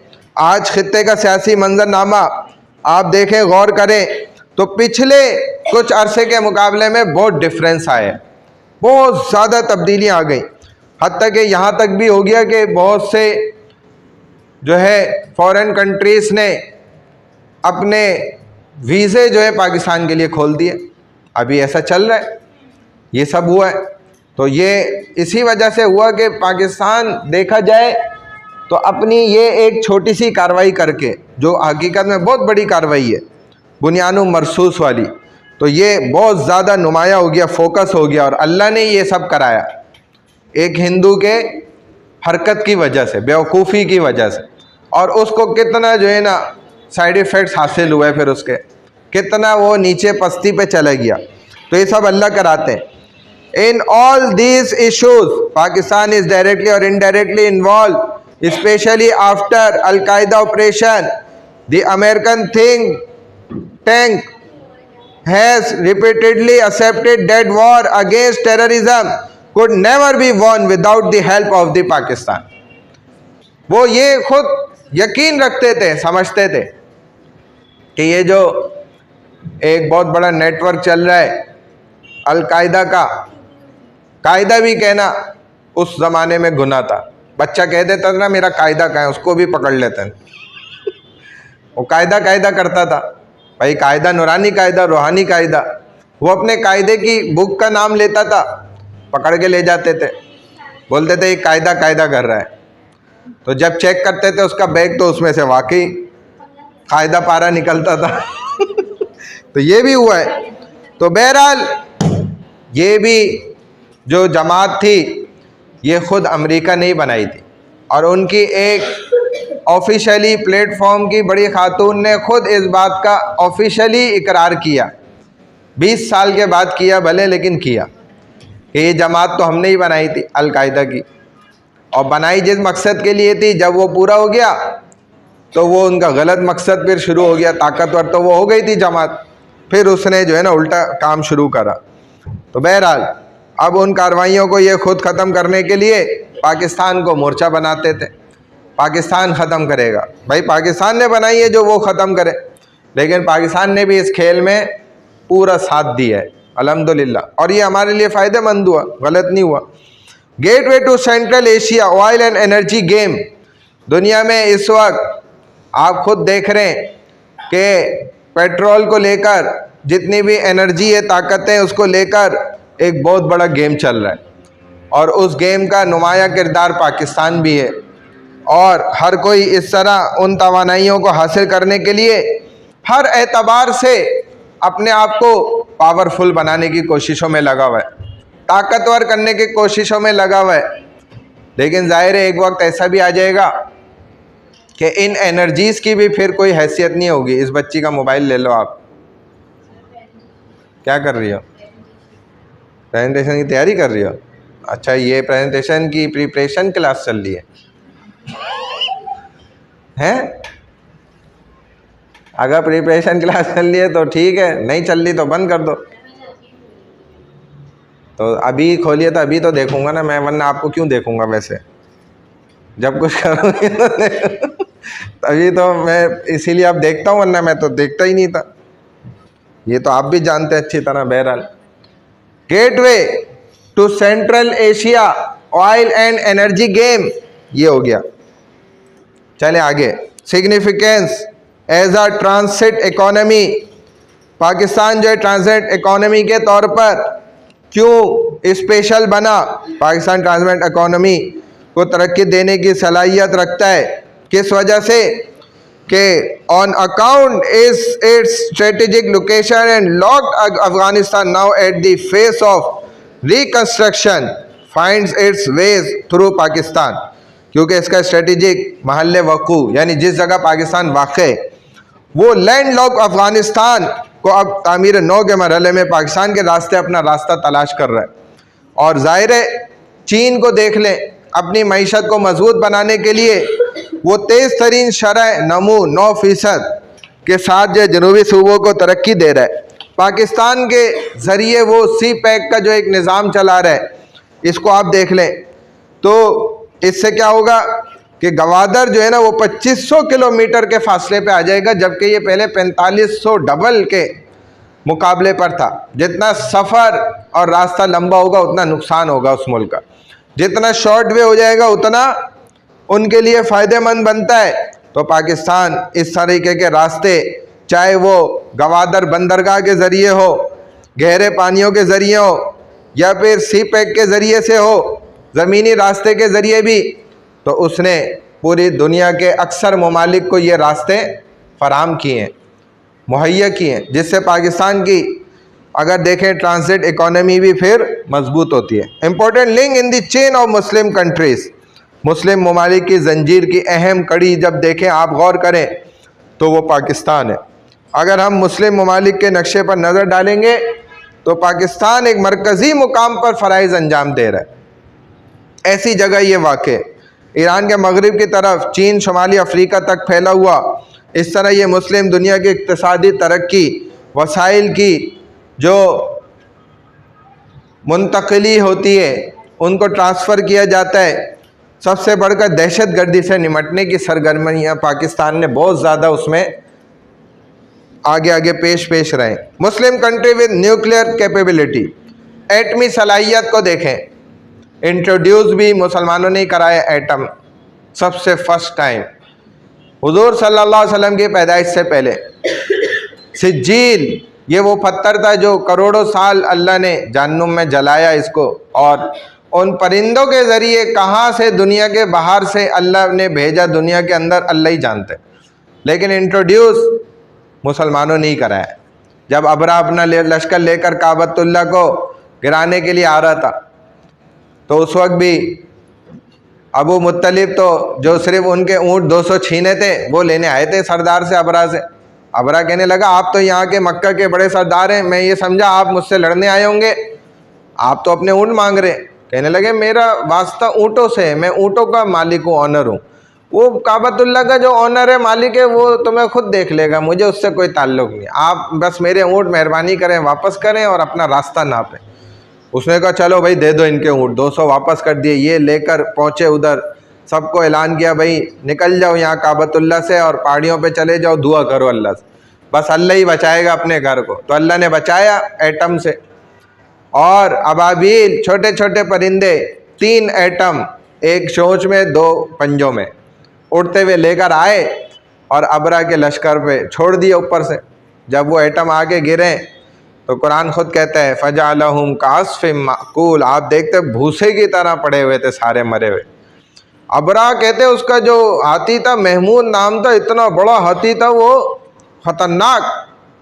और उसके कान में ना, जिस एक सरदार को इन्होंने कैद किया था ना, उसने अपनी जंजीरें तोड़ ताड़ के ना उसके कान पे चढ़ गया। जब ये अबरा उसको लेके बैतुल्लाह को गिराने के लिए आगे जा रहा था तो उसके कान में बोला महमूद तुझे पता भी है तू किस तरफ जा रहा है, ये अल्लाह का घर है, ये अल्लाह का घर तोड़ने जा रहा है, तू इस अजाब में मत पड़। कहते महमूद हाथी वहीं बैठ गया, इसको तो उन लोगों ने पकड़ लिया। फिर जो महमूद हाथी के ऊपर इसका बड़ा जनरल बैठा हुआ था अबरहा का करीबी, वो बड़ा कोशिश करी उसको हाथी को उठा के चलाए, लेकिन वो काबतुल्लाह की तरफ जाता ही नहीं था। मोबाइल बंद कर दो बच्ची, आपको ही कह रहा हूँ जो आप घूम के पीछे देख रही हैं। तो नीचे क्या है तुम्हारे पास? नीचे देख के सुन रही है, अच्छा चलो अच्छी बात है, ये तो बहुत अच्छी बात है। तो कहा कि भाई क्यों चलता ही नहीं था इस तरफ, और वापस यमन की तरफ उठा के चलाते तो चलने लग जाता था। बस इतने में उसने अबरा ने बोला भाई क्या मसला है? कहता है भाई ये चलता ही नहीं है, मैंने बहुत कोशिश कर ली, आप खुद देख लें। कहते हैं अभी इसी असना में लगे हुए थे कि एकदम काली आंधी आ गई और अबाबील आना शुरू हो गई। फिर कैसे अल्लाह ने एटम गिराया उनके ऊपर। तो ये एटम भी मुसलमानों की ईजाद है, मुसलमानों ने तो इंट्रोड्यूस कराया और हुजूर की आमद से पहले। और हमें ये एक तालीम और दर्स भी दे दिया अल्लाह ने कि देखो मुसलमानों, सोते नहीं रहना बल्कि जागते रहना। और इस्लाम आने से पहले भी हमने एटम चलाए और मिसाइल चलाए आसमानों पे। जो काहिनों के जिन्नात होते थे खबरें लाते थे ना, तो अल्लाह मिसाइल चलाते थे, उनको शहाब साकिब तारा खींच के मारते थे, उनको आग लगती थी भाग जाते थे, वरना बातें चुरा के लाते थे आसमानों से। तो मिसाइल भी अल्लाह ने चलाए, एटम भी चलाए। और जब नबूवत के ऊपर आँच आएगी तो मुसलमानों तुमने इस सब लाइन में भी तरक्की करनी है। ये मिसाइल, न्यूक्लियर, एटम, ये सब तुमने भी बना के रखने अच्छे अच्छे, और वक्त आने पे चलाने हैं। ये नहीं है कि लेके बैठ जाओ। फिर Muslim country with nuclear capability, reduce Indian hegemony in the Arabian Sea and Indian Ocean. बहरा अरब, बहरे हिंद में हिंदुस्तानी तसल्लुत को कम किसने किया? पाकिस्तान ने, अल्हम्दुलिल्लाह। अरब में हदबंदी के बाद दुनिया भर की में मईशत को बढ़ाने और अच्छे ताल्लुकात रखने के लिए पाकिस्तान ने दीगर कंट्रीज़ को रास्ते फराम किए हैं।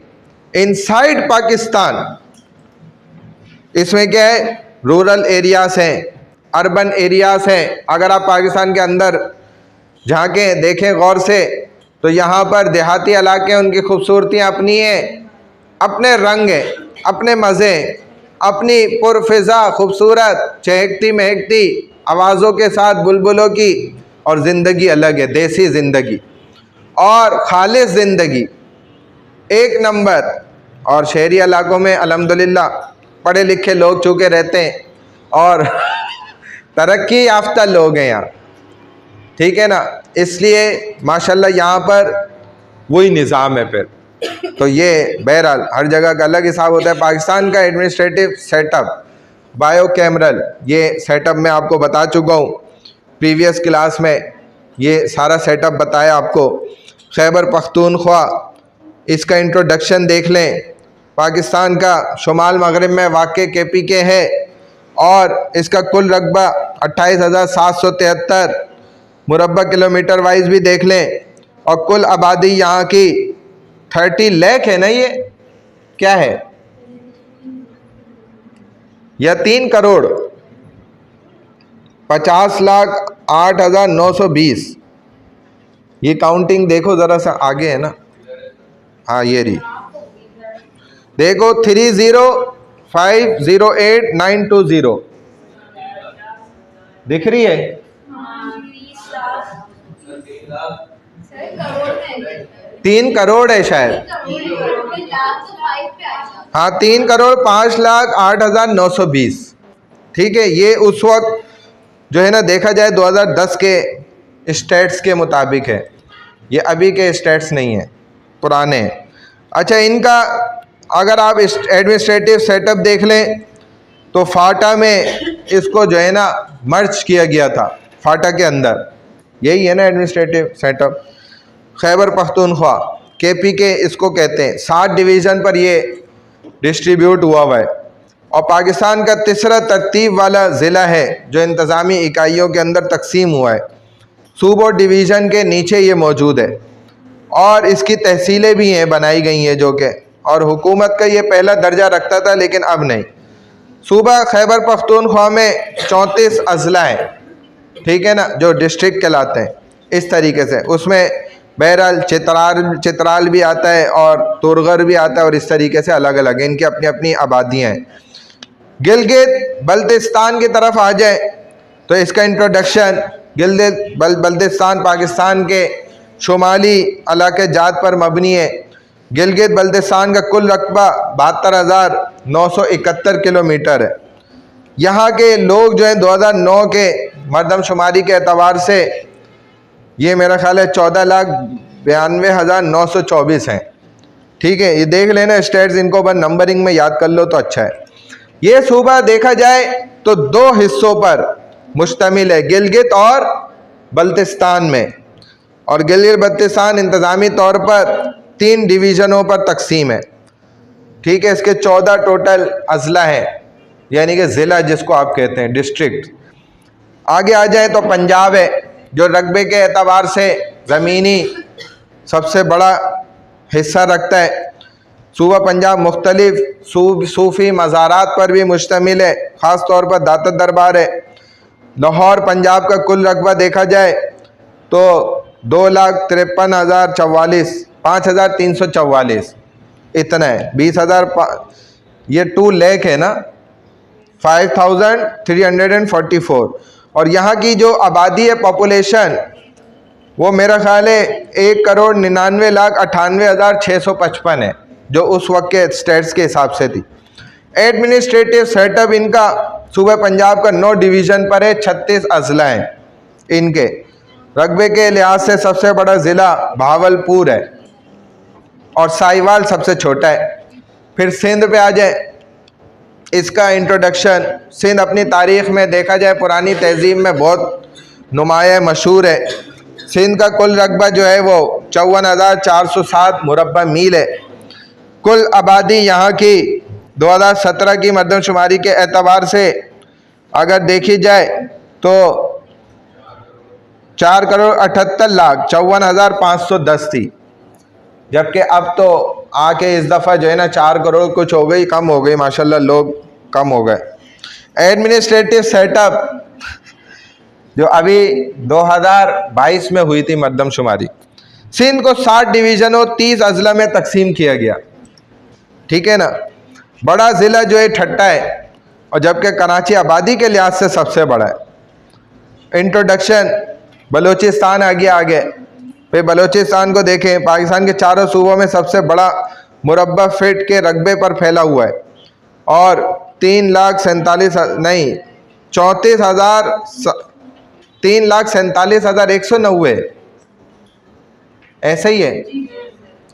और 83.6% पाकिस्तान के 100% में से ये बनता है, इतना।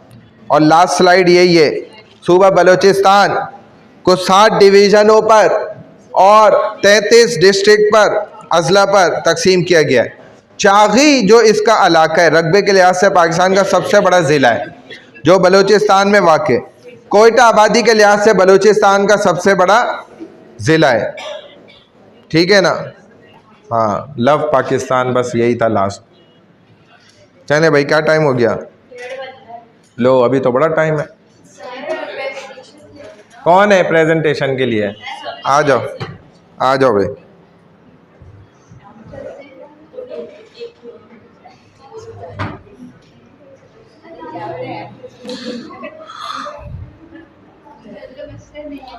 सवा 12 तक है ना टाइम, 2:15 तक। ठीक है, आ जाओ भाई। प्रेजेंटेशन ओपन कर लो इधर, फिर आके कहाँ रखी है आपने?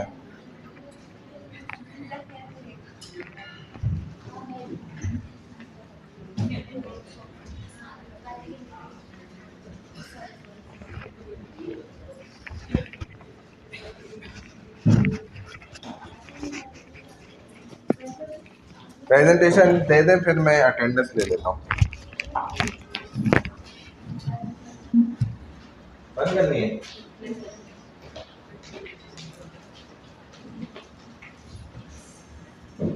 चलो व्हाट्सएप कहाँ से कनेक्ट करूँ मैं?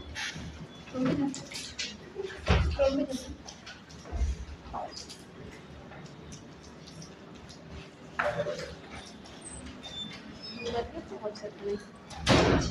व्हाट्सएप करना है ना।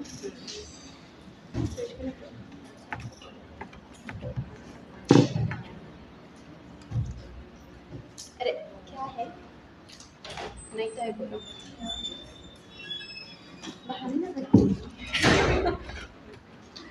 तुम करो जब तक। हाँ मैं रुक जाऊँगी।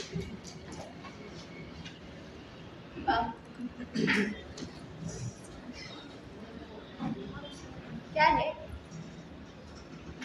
क्या खोल दिया ये? वेबसूल। व्हाट्सएप ऐप को बातें नहीं करना। ऊपर सोच के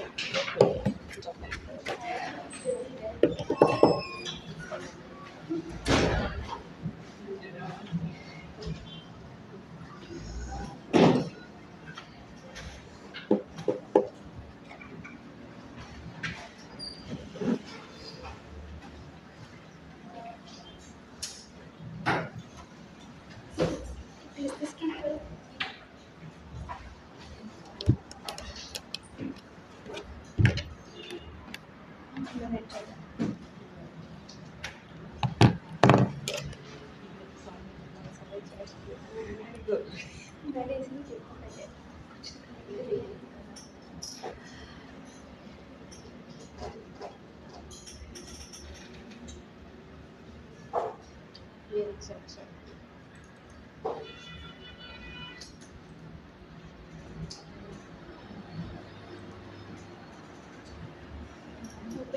हो गई सेव हो गई डाउनलोड कर हाँ इसके बराबर में इसके बराबर में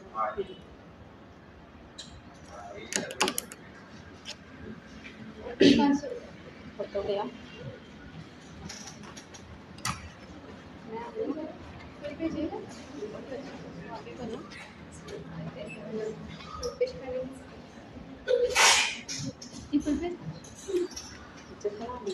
देखो क्या लिखा है?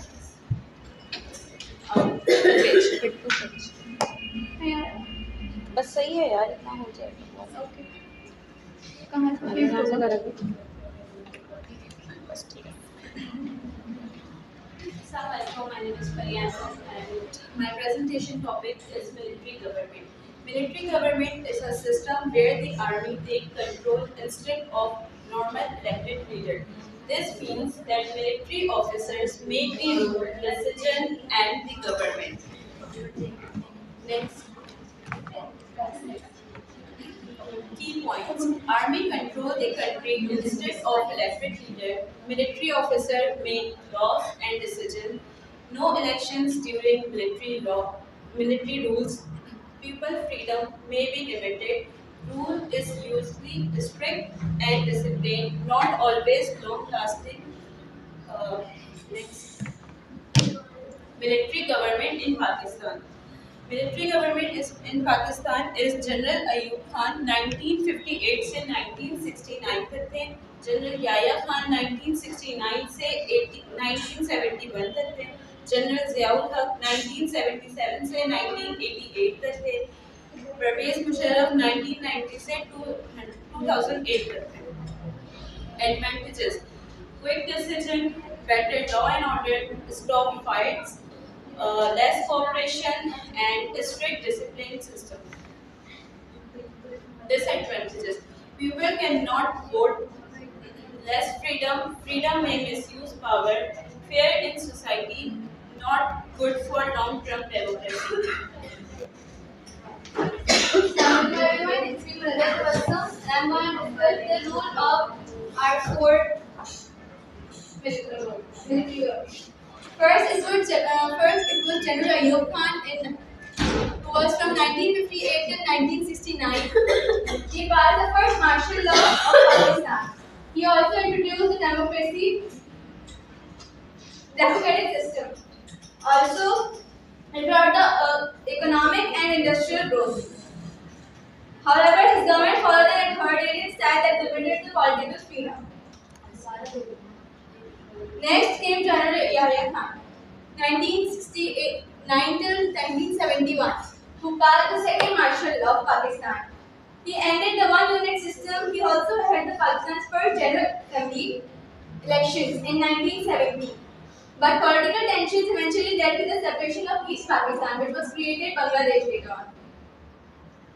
Then we have General Ziaul Haq, 1977 to 1988, who overthrew Prime Minister Bhutto and introduced strong Islamization politics. Elections were held without political parties, and Pakistan became deeply involved in the civilian Afghan war, which increased the military's influence in national affairs. General Pervez Musharraf. General Pervez Musharraf was from 1999 till 2008, began with the removal of Nawaz Sharif. His era saw local government reforms, rapid media expansion, and some economic growth. After 9/11, Pakistan joined the War of Terror, which reshaped domestic and foreign politics. Eventually, political pressure pushed the country back towards civilian rule. Conclusion. While military governments sometimes brought short-term stability, they also weakened the democratic institutions. A strong and prosperous Pakistan requires stable democracy, accountability, and balanced civil-military relations. Thank you. बस slide तो बोलो क्या समझाया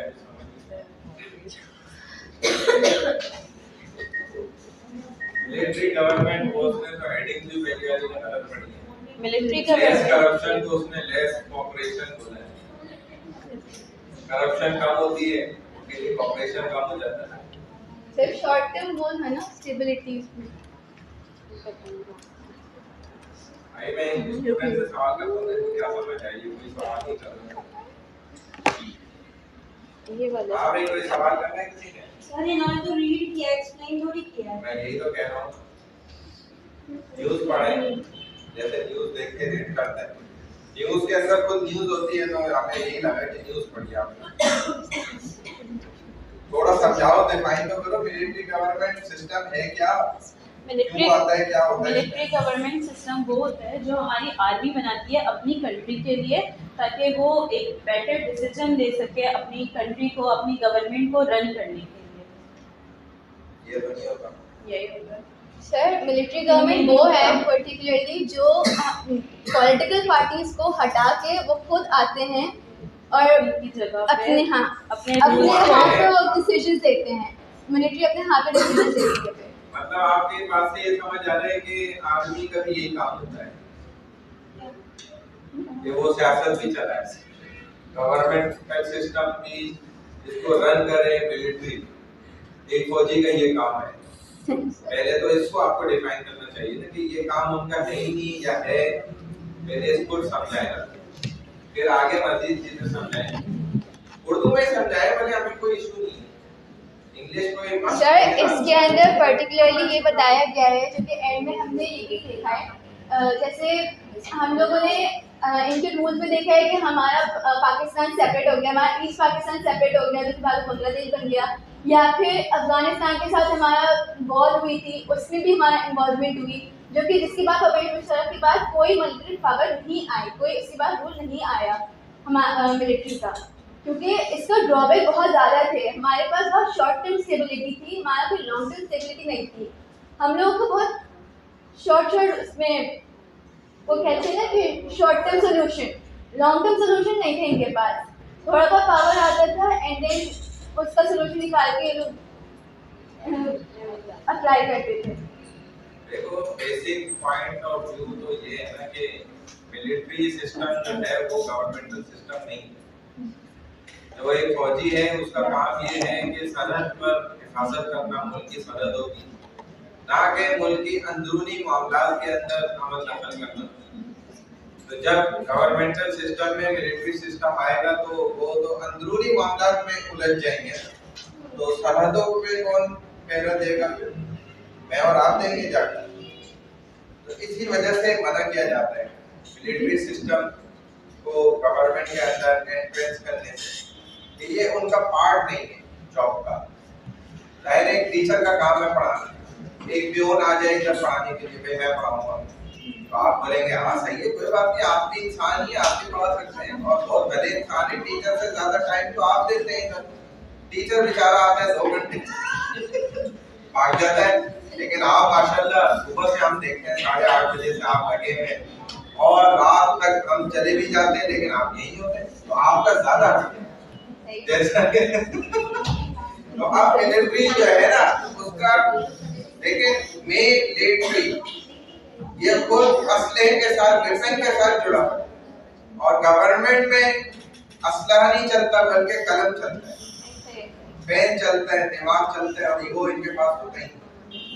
वो खत्म किया जाता है तभी तो ये लड़ाका और फौरन बंदा मारने में एक सेकंड भी नहीं सोचते। तो ये डिफरेंस है इनका। लेकिन मिलिट्री गवर्नमेंट सिस्टम तब इम्प्लीमेंट किया जाता है जब बहुत मजबूरी हो जाती है, दिवालिया निकलने लग रहा हो या हालात ऐसे कशीदा पेश बना दिए जाए, तो फिर जो है ना मिलिट्री टेक ओवर करती है मुल्क को बचाने के लिए, ना कि खाने के लिए। बचाना अलग है और खाना अलग है, इस दोनों में फर्क। तो इधर जो मेन फोकस पॉइंट है वो पहला ये था कि आप इसको डिफाइन करते हैं कि मिलिट्री सिस्टम गवर्नमेंटल ये टोटली फॉल्स है।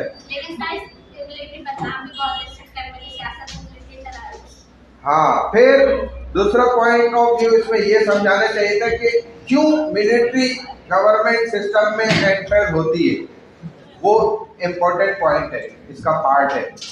फिर तीसरे नंबर पे समझाना चाहिए था कि क्यों एंटर करती है, वो कंट्री के अंदरूनी मामलात में मुदाखलत क्यों करती है, उसकी क्या वजूहात बन जाती हैं जो उनको करना पड़ जाता है।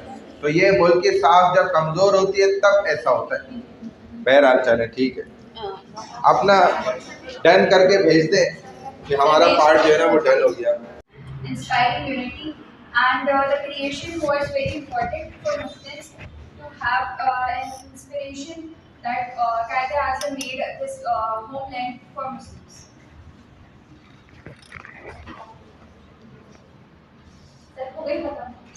कंप्लीट हो गई? क्या टॉपिक था? फर्स्ट स्लाइड पे आओ ज़रा। हाँ भाई, स्टूडेंट कोई सवाल करने, और इसको डन करके ना उस पर व्हाट्सएप पे भी भेज दो, ग्रुप पे। हाँ उनको भेज दो, अगर ग्रुप ऑफ है तो उनको भेज दो। दी लाहौर रेजोल्यूशन मार्च,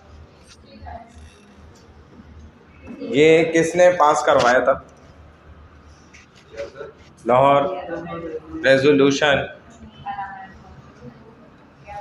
अल्लामा इकबाल ने पास कराया था, लियाकत अली खान साहब ने पास कराया था।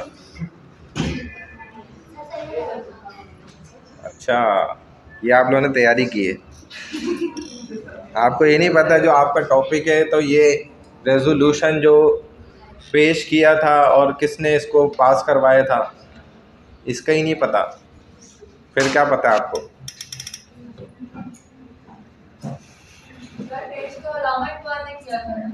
हाँ, ख्वाब देखा था उन्होंने, किसने?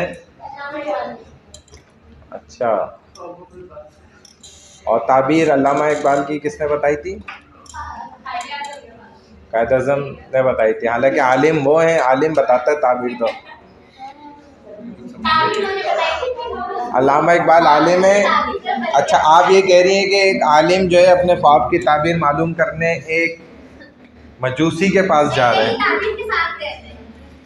ताबीर लेकर गए थे, मतलब क्या? इनको खुद ही नहीं पता क्या बोल रही है। मैं क्या सवाल कर रहा हूँ, ये क्या जवाब दे रही है? भाई अल्लामा का माना क्या होता है? आलिम। ताबीर ख्वाब की आलिम बताएगा, या वो आलिम ने ख्वाब देखा है और ये कह रही है वो गए अल्लामा उनके पास, क़ायद-ए-आज़म के पास। अच्छा, उनको ख्वाब डिस्कस किया और उन्होंने ख्वाब की ताबीर बता दी। ताबीर किसी ने नहीं बताई थी, जब ख्वाब देखा था तो उस पे इंक्रीमेंट सबने मिल कर दिया था कि ये हमें होमलैंड सेपरेट चाहिए। इम्प्लीमेंट सबने किया, मतलब उसके लिए सबने कोशिश करी, भाई मौलाना ने ये ख्वाब देखा है तो इस ख्वाब को पूरा सच करना है। हाँ, ये कह रही हैं, यही कह रही हैं आप? अच्छा, तो रेजोल्यूशन किसने पास किया था ये तो पता नहीं आपको? हाँ, कोई जमात ही होगी ना जो पेश करेगी और उसको पास करवाएगी ना। तो ये चीज़ तो ऐसे सवालात ही तो करने पड़ते हैं ताकि पता चले क्या तैयारी की है। चलो ठीक है, डन कर दो वहाँ पे। और कौन है भाई?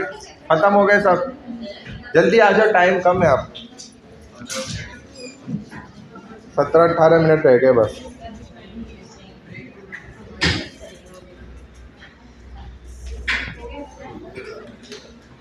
बस ये प्रेजेंटेशन हो जाए फिर क्लास एंड करते हैं। सर मैं 3 क्लासेस से जो है ना नाम लिख के वो दे चुकी हूँ और पिछली क्लास में तो सीआर को भी मैसेज करा था। ये जो कल क्लास थी उसमें दिया आपने नाम? हाँ, सीआर को तो वो तो उनकी करेक्शन हो गए, बताना नहीं, नाम अगर दिया था ना। मैंने नाम, रजिस्ट्रेशन और अपना 2 दिन का जो है वो रीज़न भी बताया था।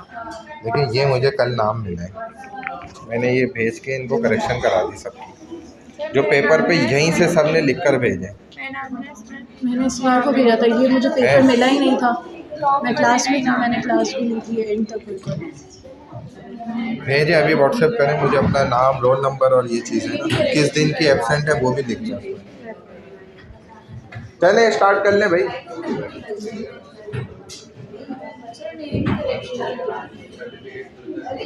आपका अब क्या है, कल भेज तो दिया आपका नाम, तो आप कह रही है ना इस लिस्ट में नाम है तो चला गया फिर। हाँ ग्रुप की एक लड़की ने नहीं दी है, आयशा रिफत। तो वो एब्सेंट नाम लिख के भेजो मुझे, फिर पता चलेगा ना, वरना आपको पूरा ग्रुप भी एब्सेंट हो जाएगा। आपको जीनिया को बोल देती हूँ, मैसेज कर दो। हाँ मतलब उसको कर दो, सीआर को वो फॉरवर्ड कर दे, या आप मुझे ही कर दें डायरेक्ट, मैं ग्रुप पे शेयर कर दूंगा।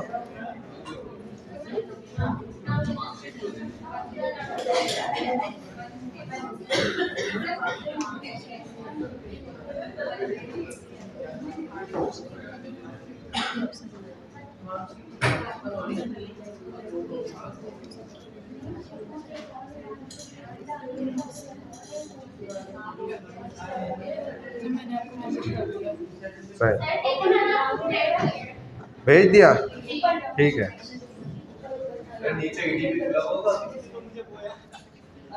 शायद खुला हो, देख लेना।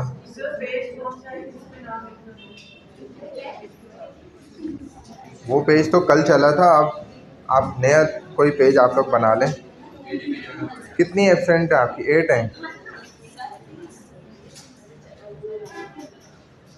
2 एब्सेंट फिक्स करवा दो ना, बस 2 प्रेजेंट लगवा दो, सही हो जाएगा ना। सर मेरे दोनों रीज़न आपको देखें जेन्युइन है। मैंने फर्स्ट क्लास के बाद ही आपका कोर्स उठाया था, तो फर्स्ट मतलब अभी कितनी करेक्शन करनी है वो बताओ, उसको छोड़ो। 2 क्लासेस 11 है मेरी।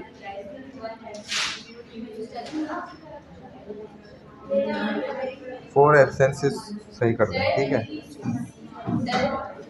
जी जी। क्या हो गया, शुरू करें? हाँ कब का?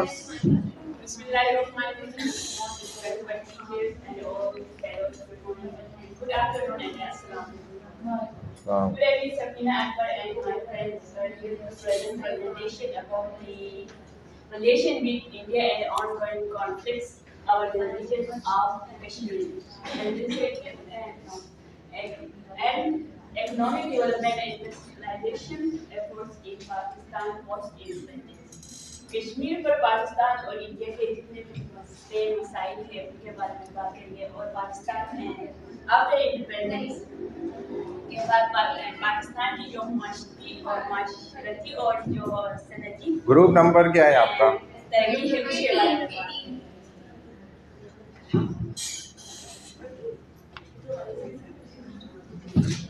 चलें। Table of conduct की बात करें तो Pakistan and India relations and Kashmir conflicts and second economic development was of independence effect in the industrialization and कपड़ा पेपर नहीं बेटा, छोटा करो इसको और ये मुझे व्हाट्सएप कर दो, मैं आगे अभी भेज देता हूँ। सबसे पहले बात करेंगे partition of Kashmir after independence, सब पाकिस्तान के इंडिपेंडेंस के बाद जो सही था, उन्हें जी आप ही हैं, बस मैंने भेज दिया ना आगे। तो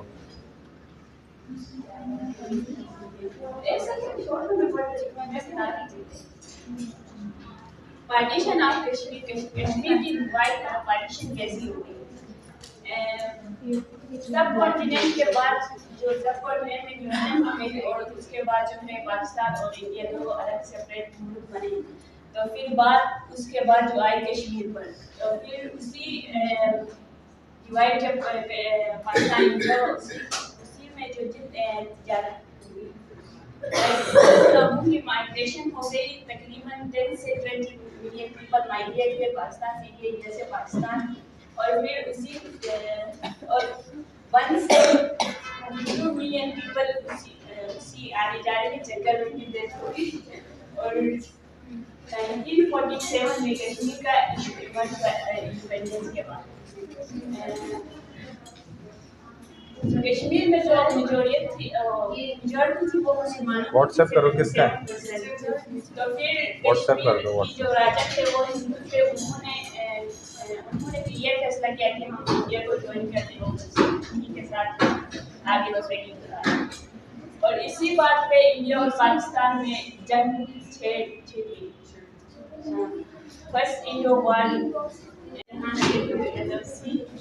इसे आज भी हम डायनासोर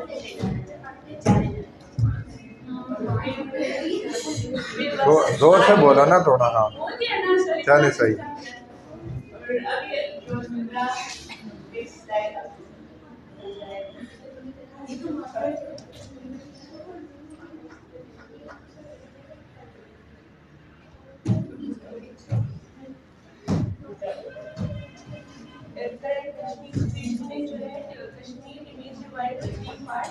पाकिस्तान के पास जो है आज़ाद जम्मू कश्मीर है, और पाकिस्तान है इंडिया में Jammu Kashmir and China control Aksai green region. 370 location में इंडिया आर्टिकल 370 था, इसको रिमूव करके special order status of Kashmir region for 2 union and issues जो है वहाँ पर और हो रहे हैं, तो वहाँ पर जैसे लोगों को उनके राइट्स नहीं मिल रहे हैं मुसलमानों को कश्मीर में डिप्लोमेटिक स्टेटस रहेगा। 2015 में जो है statement continues with no formal peace talks. 2015 ceasefire हुआ था इन फरवरी 2021 में।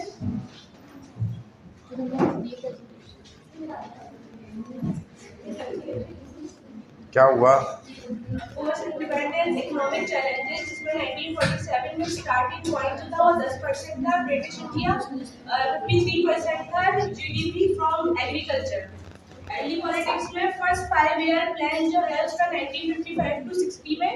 ये तो इतना छोटा है तो मैं खुद नजर आ रहा हूँ, इन बेचारों को कहाँ दिख रहा है कुछ? तो अंधे हो जाएंगे इसको देख के। देख रहा है तुम्हें तो बोल क्यों नहीं रहे फिर? सर वो पढ़ के बता रही है ना सर, मुझे तो दिख रहा है। वो तो बता तो नहीं है, लेकिन बाज दफ़ा ऐसा होता है ना जैसे पीछे भी उन्होंने गलत बताया तो वो पढ़ाई सही नहीं दिख रहा आपको। जूम करो इसको थोड़ा, प्लस के निशान से ना, यार है ना प्लस का निशान। हाँ इससे करो अब, चलो दिखेगा, अब दिखेगा। सही है चलो।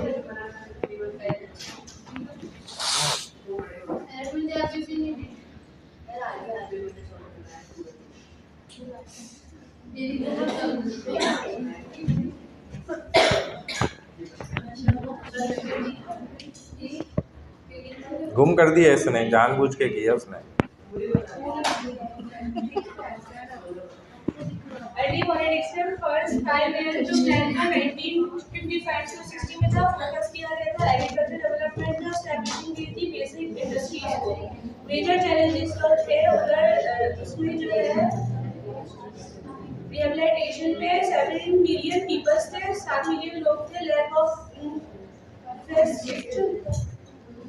स्किल वर्कफोर्स स्टोरेज की। ग्रीन रेवोल्यूशन में 1960s to 70s में वीट प्रोडक्शन डबल हुई थी। कोई नहीं, ये तो ऐसे ही न्यूज़ पढ़ लिया, तुम हट जाओ पीछे जाओ, नेक्स्ट आओ। उसका किस स्लाइड है वो करो आगे, तुम दोबारा प्रेजेंट करो।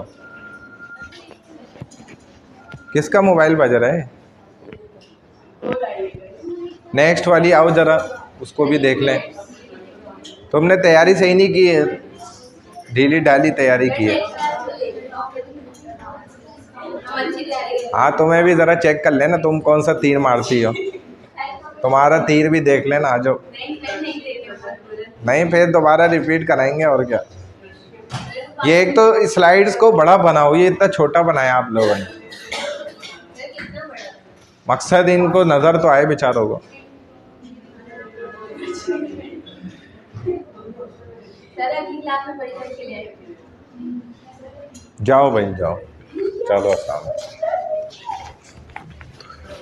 मैंने फॉरवर्ड कर दिया है, वो करना चाहिए उनको, कर देते हैं, मेरे कहने पे तो कर देंगे इंशाल्लाह।